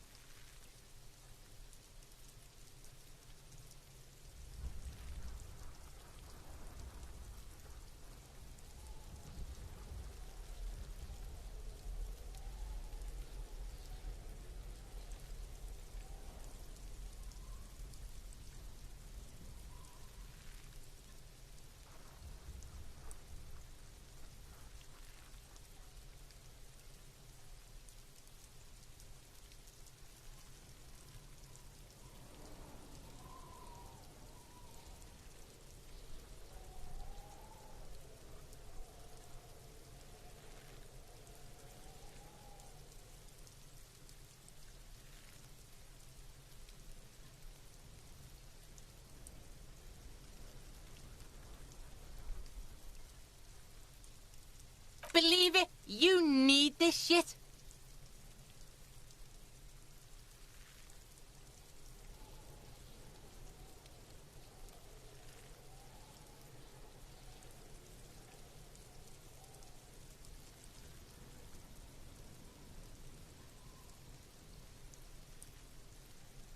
These could drastically improve your chances of survival in the urban wilderness.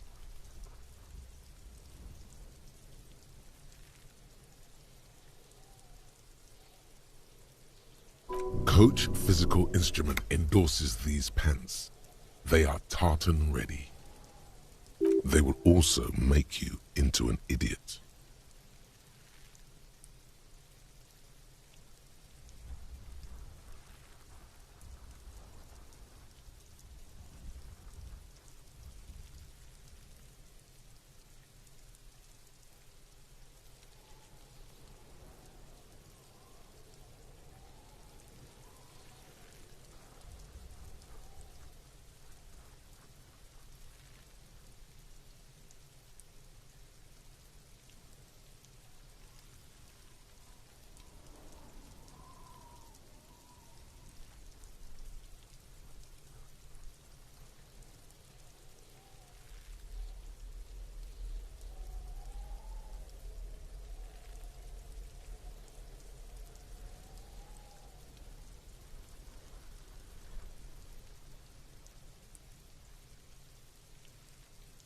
All right, Pico. Shit's rolling.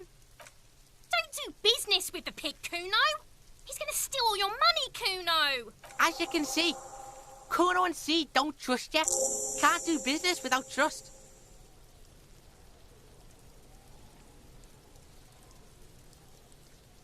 The fuck? A mug in the trash? Is this about the fucking clothes again?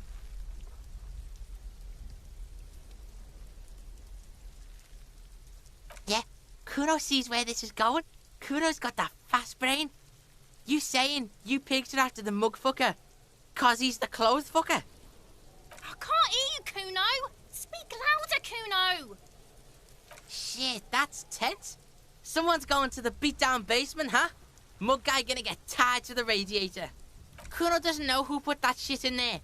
And if he did, he wouldn't squeal. But if you find out, maybe you can...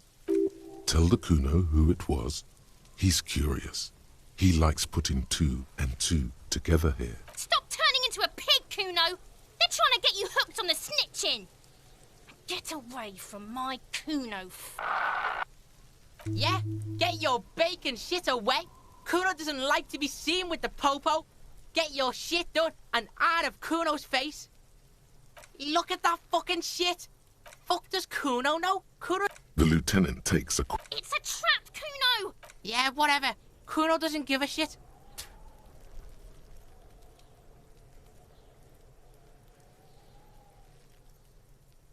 The fuck about it? You're testing Kuno's patience here. Get lost, Kuno doesn't fucking care. Kingdom of Conscience. The Kingdom of Conscience will be exactly as it is now. Moralists don't really have beliefs. Sometimes they stumble on one, like on a child's toy left on the carpet. The toy must be put away immediately, and the child reprimanded. Centrism isn't change, not even incremental change. It is control over yourself and the world. Exercise it. Look up at the sky, at the dark shapes of the coalition airships hanging there. Ask yourself, is there something sinister in moralism? And then answer, no. God is in his heaven. Everything is normal on earth.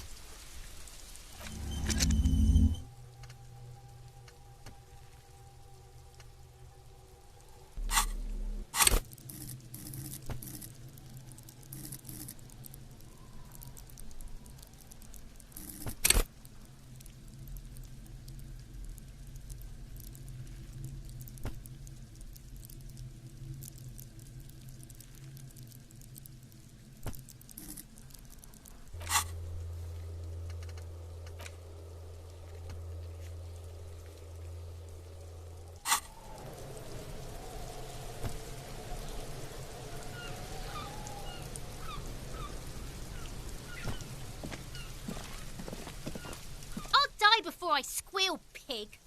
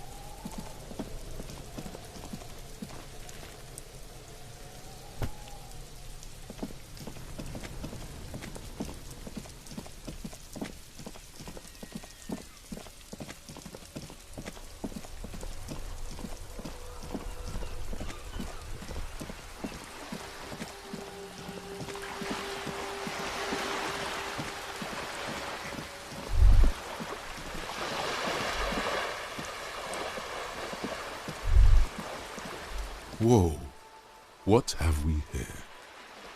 A bridge with loose nails and rot-infested wood that creaks in the wind. A construction code violation if there ever was one.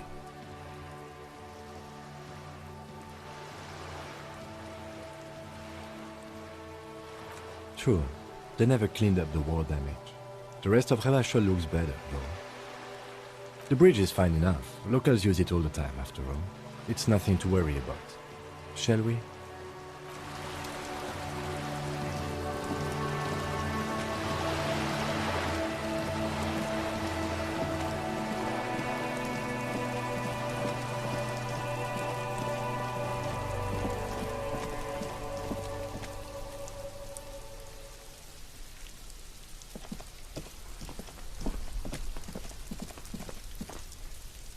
This must be it. The basement door is weather-worn. The copper nails holding the upholstery in place have turned green from sea air, and there's a knocker shaped like a lion's head. You knock silently. The upholstery muffles the sound. No response comes from the apartment. I guess no one is in?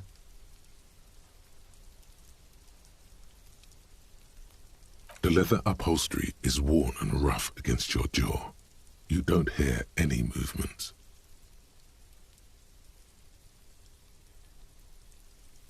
In fact, it's oddly silent in the yard around you. No birds chirp. Let's be honest. This isn't what I joined the RCM for, but every day tells you something new about yourself.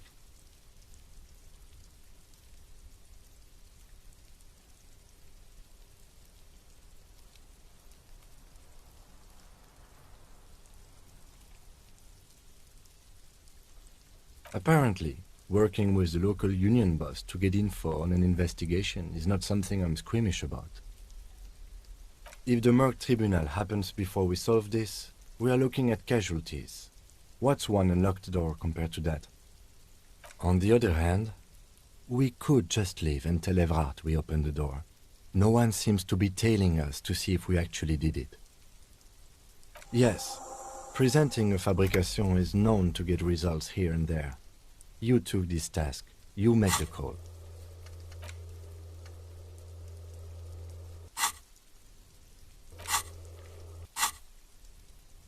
The door is right here. You can just open it and be done with this. You knock silently. The upholstery muffles the sound. No response comes from the apartment. I guess no one is in?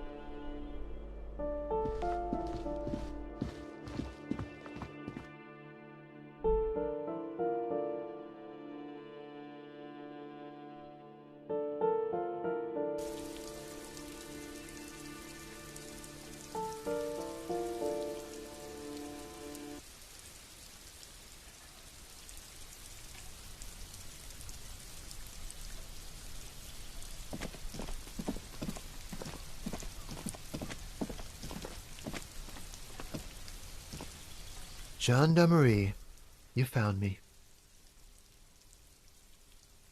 His slender figure is backlit by city lights, its distant streets and motorways flashing like diamonds.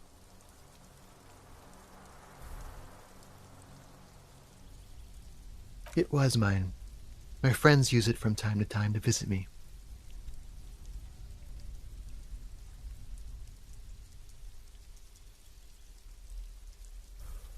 So tell me, are you here to make things right again?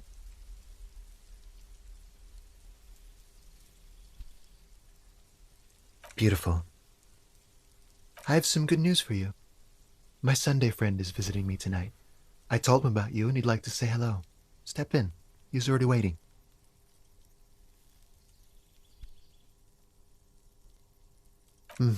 That's why I chose this place. Martinez is special, isn't it? Wait. Suddenly you're digging things? Trust me, you do. That's nice, but I don't have anything to tell you. It's my friend you're looking for, not me. He takes another drag of his unfiltered cigarette and looks around. It's getting dark and the neighboring windows have lit up one by one. Downstairs, a cat crosses the yard, disappearing into the bush. Besides, I've got to run.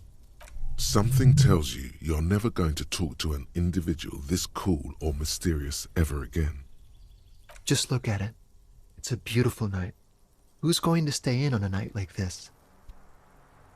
Something flutters in the corner of the lieutenant's mouth as you're saying those words. We'll talk. Just not tonight. Take care, all right?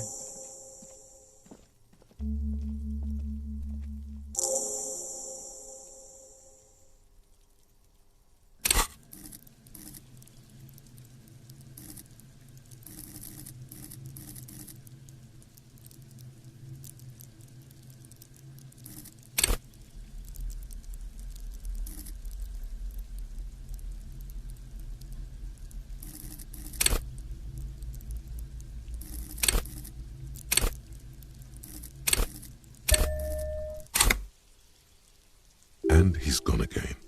Looks like it's becoming a theme for him. Different, of course. Something so mysterious about the way he talks. Very. He's barely holding it together. It's all he can do to keep from bursting out in laughter.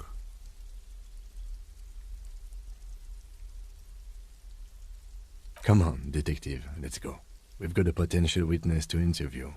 His Sunday friend, remember?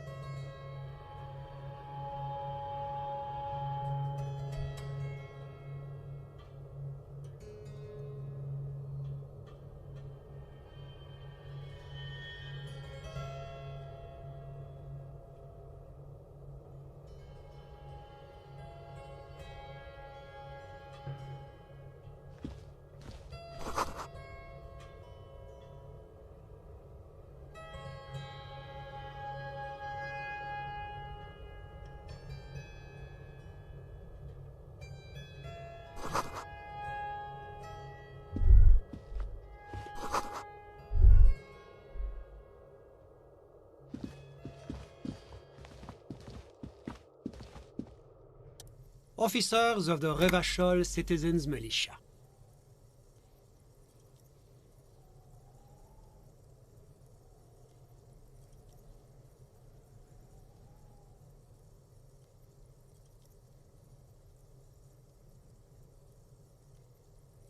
His hands are clean and well manicured. This is a man who knows the importance of appearances.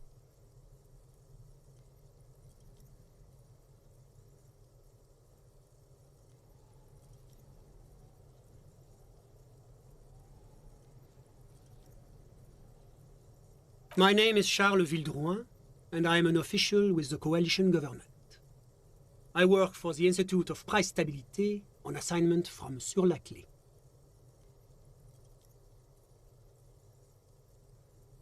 I heard you talking to my friend outside. Very good. Super. I am here to assist you in any way possible. Ask me about the hanging. Hanging? What a drag. He seems like a cultured gentleman. You should ask him about the finer things.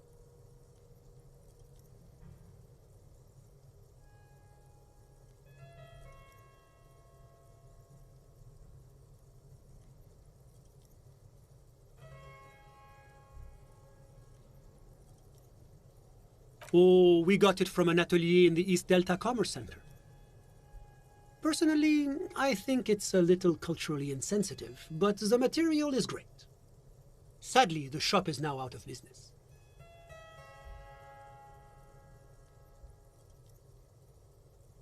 That's really all I can tell you about it.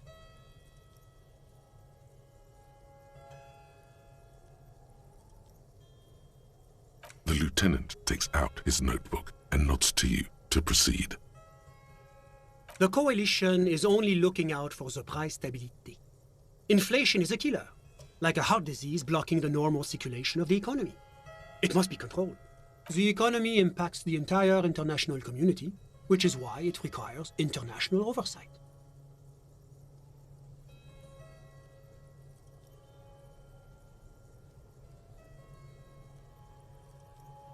Yes, as I said before, I am a commissioner from Sur la Clé working for the Institute of Price Stabilité.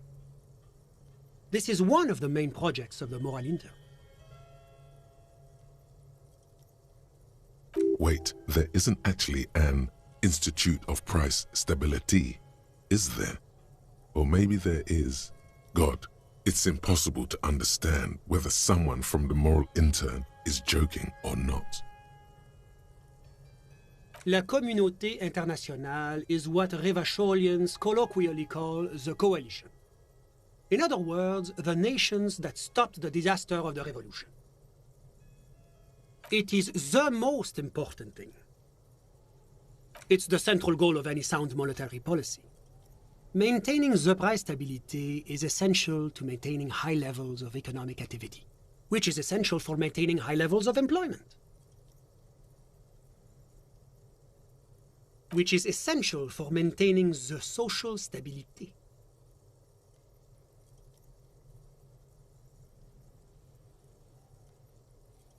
Basically, it makes sure the price of bread doesn't change. Précisément. Too much inflation, bread becomes too expensive. Too much deflation, it becomes too cheap for bakers to produce. That's why the Institute of Price Stabilité works to keep inflation just below 2%. But not too far below, no. Too below is also bad. Below, but close to 2%. The coalition believes in the importance of informing the public about the benefits of the price stability. Transparency is one of our principles. Would you like an informational pamphlet? A sound monetary policy is essential for addressing uncertainty. Stability is the raison d'être of the Moral Intern. It's the reason why I identify as a moralist. But oh, I don't have my leaflets on me today. That's too bad. You can always call our information line. Making information available is part of the Moral Intern's commitment to transparency. It's the International Organization for Moralists, hence Moralist International. The Institute of Price Stability is just one of its many mind babies, as is the Coalition.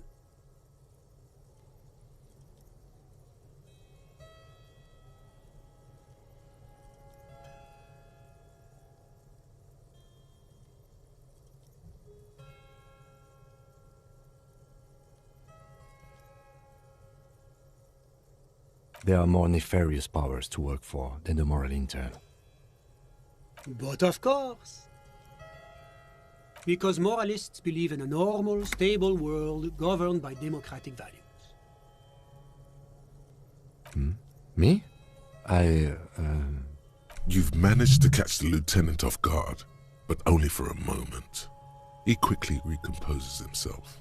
I'm a lieutenant of the RCM, dedicated to maintaining law and order in Revachol. A very moralist answer. Martinez? No. Martinez is something else. Revachol is generally difficult. It's led by an interim government, which means it hasn't yet achieved full democracy. But they are working towards it. You're all doing very well here, relatively speaking.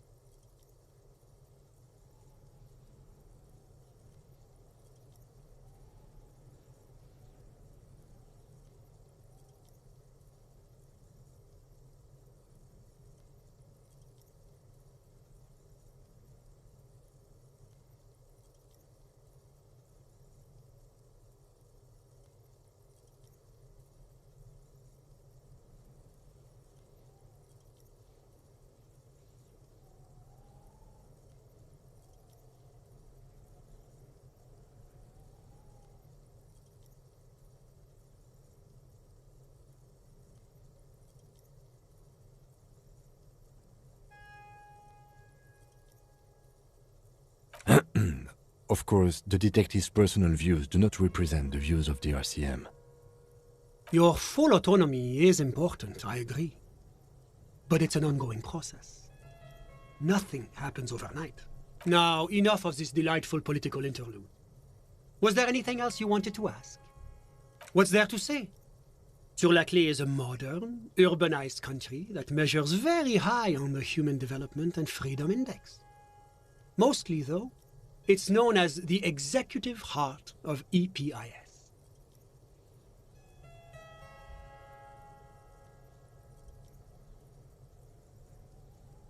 Moreover, it is a great sponsor of less emerged countries.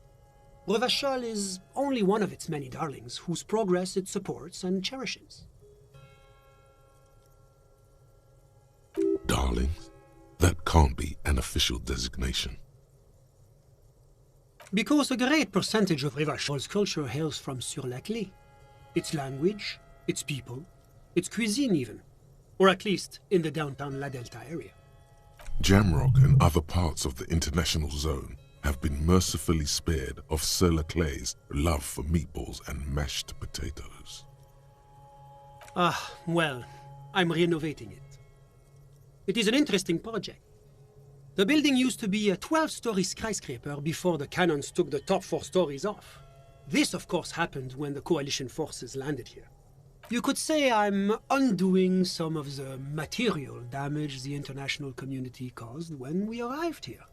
Whatever you wish, officer. Ah, my friend. My friend is a good young man. His family immigrated here from Kedra, and life has not been easy for him.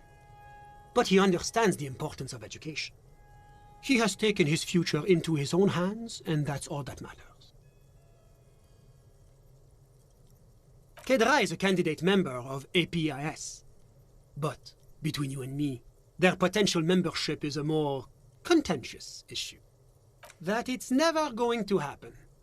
They entered negotiations in 21, and it's been pending ever since.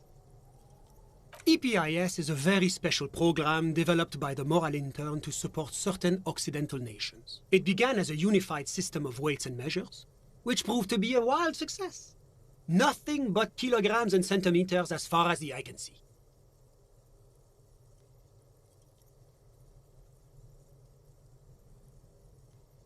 God, yes, sweet standardization, the backbone of rationality and commerce.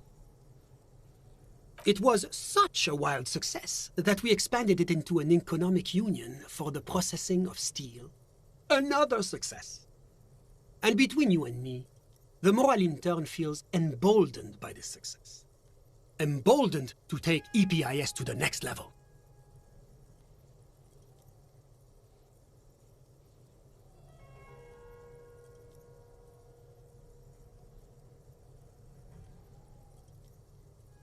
Why, it stands for progress and stability, like the Moral Intern as a whole.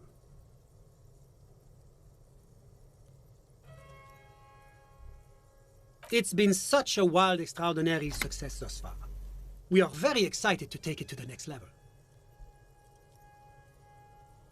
A supranational political alliance, the United States of Occident.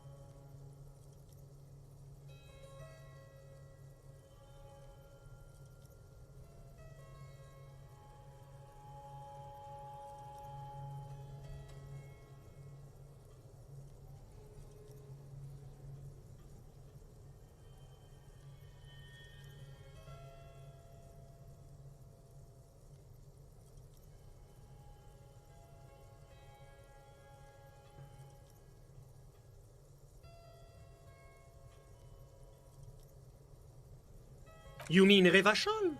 No, it's going to have transparent democracy.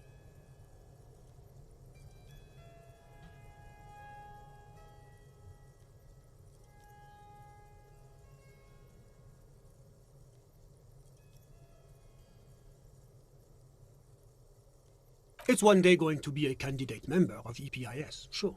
Except that candidate members never become full members, do they? No. Candidate members do become members. Why do we even have the whole system in place if they don't? It just takes time. Time and evaluation.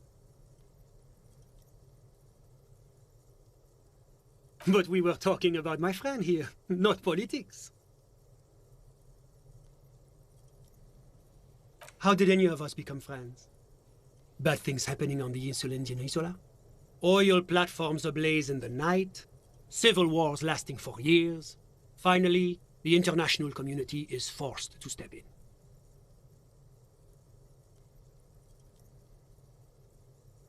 One of the wonders of democracy is that everyone is allowed to have his own opinion. And not just allowed, encouraged even. Have you ever tried debate? There's a joke here, and you know what it is. Debating. You should consider joining a debating society for adults. I hear they're oodles of fun. I used to have a flyer for one, but...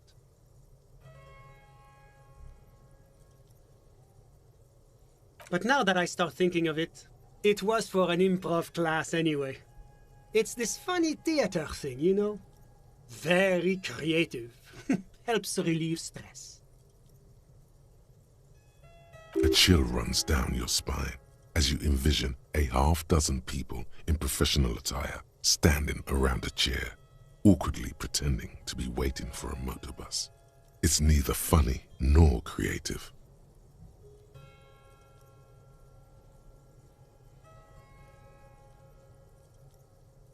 Sorry, who? But I told you, officer. He's a bright young man here to pursue his education. Education is the foundation of our future, especially the arts. It is a cornerstone of our civilization. Officer, you have to understand. I can't give you his personal information. I'm sure you have your own methods and databases, right? Please don't put me in this situation. He's deeply enmeshed in the study of the fine arts, yes. As though you weren't envious enough of the boy as is. He's a truly free spirit. He likes all the arts. Perhaps graphic design, printmaking, who knows? The world is open wide for a talented youth like him. I'm just enjoying the view. Listen. A baby is crying in the neighboring apartment. No, listen. The Insulindian Bay. This place used to be a luxury accommodation before the revolution. Apartments, of course, were much bigger then. A few walls have been added here and there, leaving some of the tenants without a private bathroom or a kitchen. But the million real view stays. You can't take that away. My friend comes and goes. I'm sure you'll see him around. He's a busy bee. A busy bee? What an odd choice of words. I'm all ears, officer. I'm sorry to say I did, officer. Easy, detective. No need to jump to conclusions.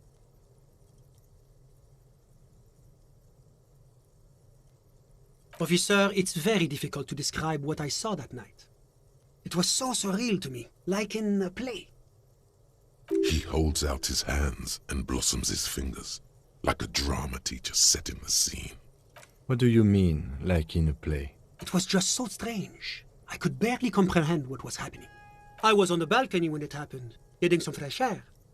I remember that first they came in, carrying what looked like a body. And then I saw all the surrounding windows go dead, one by one. That's when I understood. I should not be seeing this. Sounds like the victim was unconscious, or at least incapacitated. Well done, detective. I couldn't see their faces well, and there were quite a few of them. But they were very loud and very Martinez.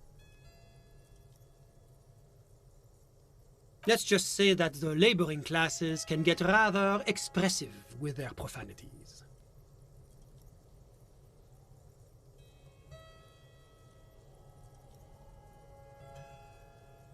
I couldn't tell you exactly. Less than 10. Maybe 8? The lieutenant sends you a sharp look at the mention of that number. That's a giant you're describing. No, they were all quite human, as far as I could tell. I went back inside. Were you able to see anything from inside? Officer, the yard was pitch black. There was nothing to see, but I could still hear their voices. They were threatening to kill that poor man. All men, I presume. But again, I couldn't see very clearly. But we are fairly certain the lady driver was present. It's possible, officer, but I cannot say with certainty. It was very dark, you must remember. I believe they were mostly white, though I believe I saw 2 Areopagites among them. And I am quite certain that one spoke with a Mesk accent. Well, that's the strangest part, officer. Nothing happened. It was oddly quiet for a public lynching.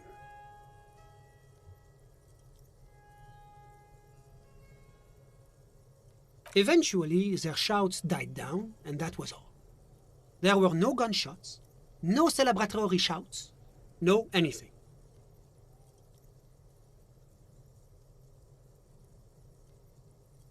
You're right, of course.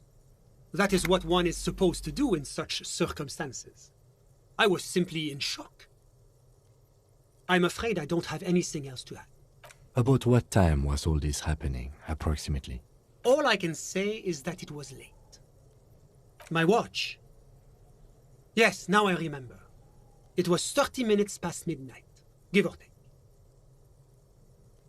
No, I didn't see the corpse until the following day. It seems this wasn't the break you were hoping for. I think we have everything we need. Thank you for talking to us, Mr. Villedroit. Of course, anything I can do to assist the RCM. A moment, officer. Do you have everything you need from me? I'm afraid we won't have the chance to speak again once you leave. It's against diplomatic best practices for an official in my position to be discussing murders with local militiamen. And I'm pressed for time. After you leave, I should be leaving as well. That's not the real reason he's so apprehensive. Men in his position shouldn't be seen loitering around in underprivileged young men's apartments in the middle of the night. Sure, go ahead. It's a beautiful space. Let me know if you have any further questions.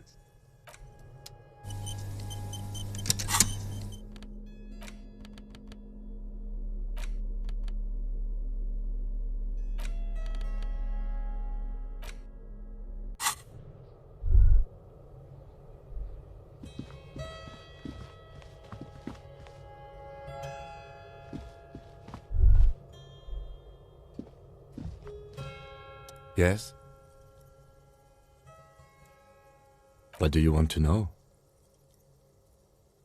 You mean like a brief? Do you want me to brief you again? 3 days ago, the RCM Emergencies Desk received a report about a security guard who was found hanged in Martinez. An anonymous caller said there was a dead body behind the Whirling in Rags hostel cafeteria. The cadaver had been there for 4 days. No one had come to investigate. During that time, the victim had been stripped of his belongings. The caller did not identify him. Okay then. Was there anything else you wanted to know? Good.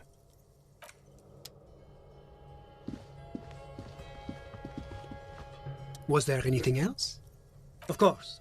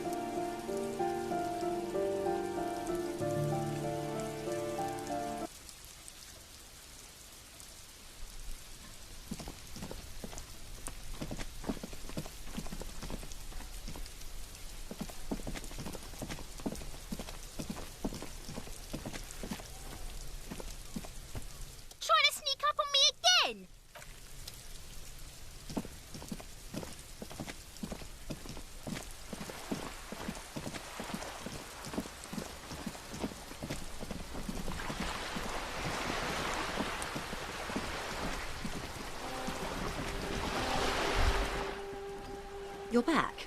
Good. You have. And how did you like Mr. Clare?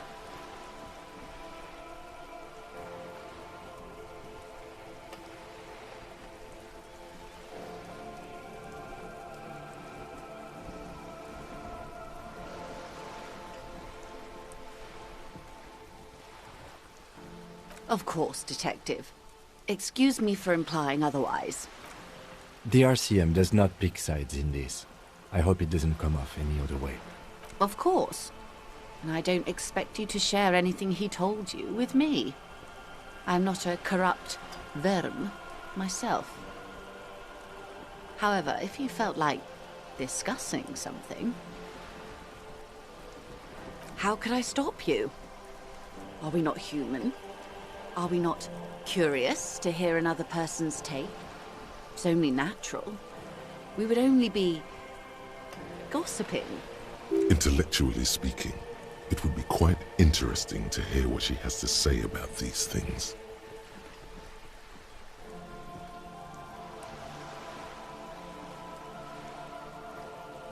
Of course, Detective. Should something come up later down the road, don't be afraid to drop by for a chat. Until then, is there anything I can help you with?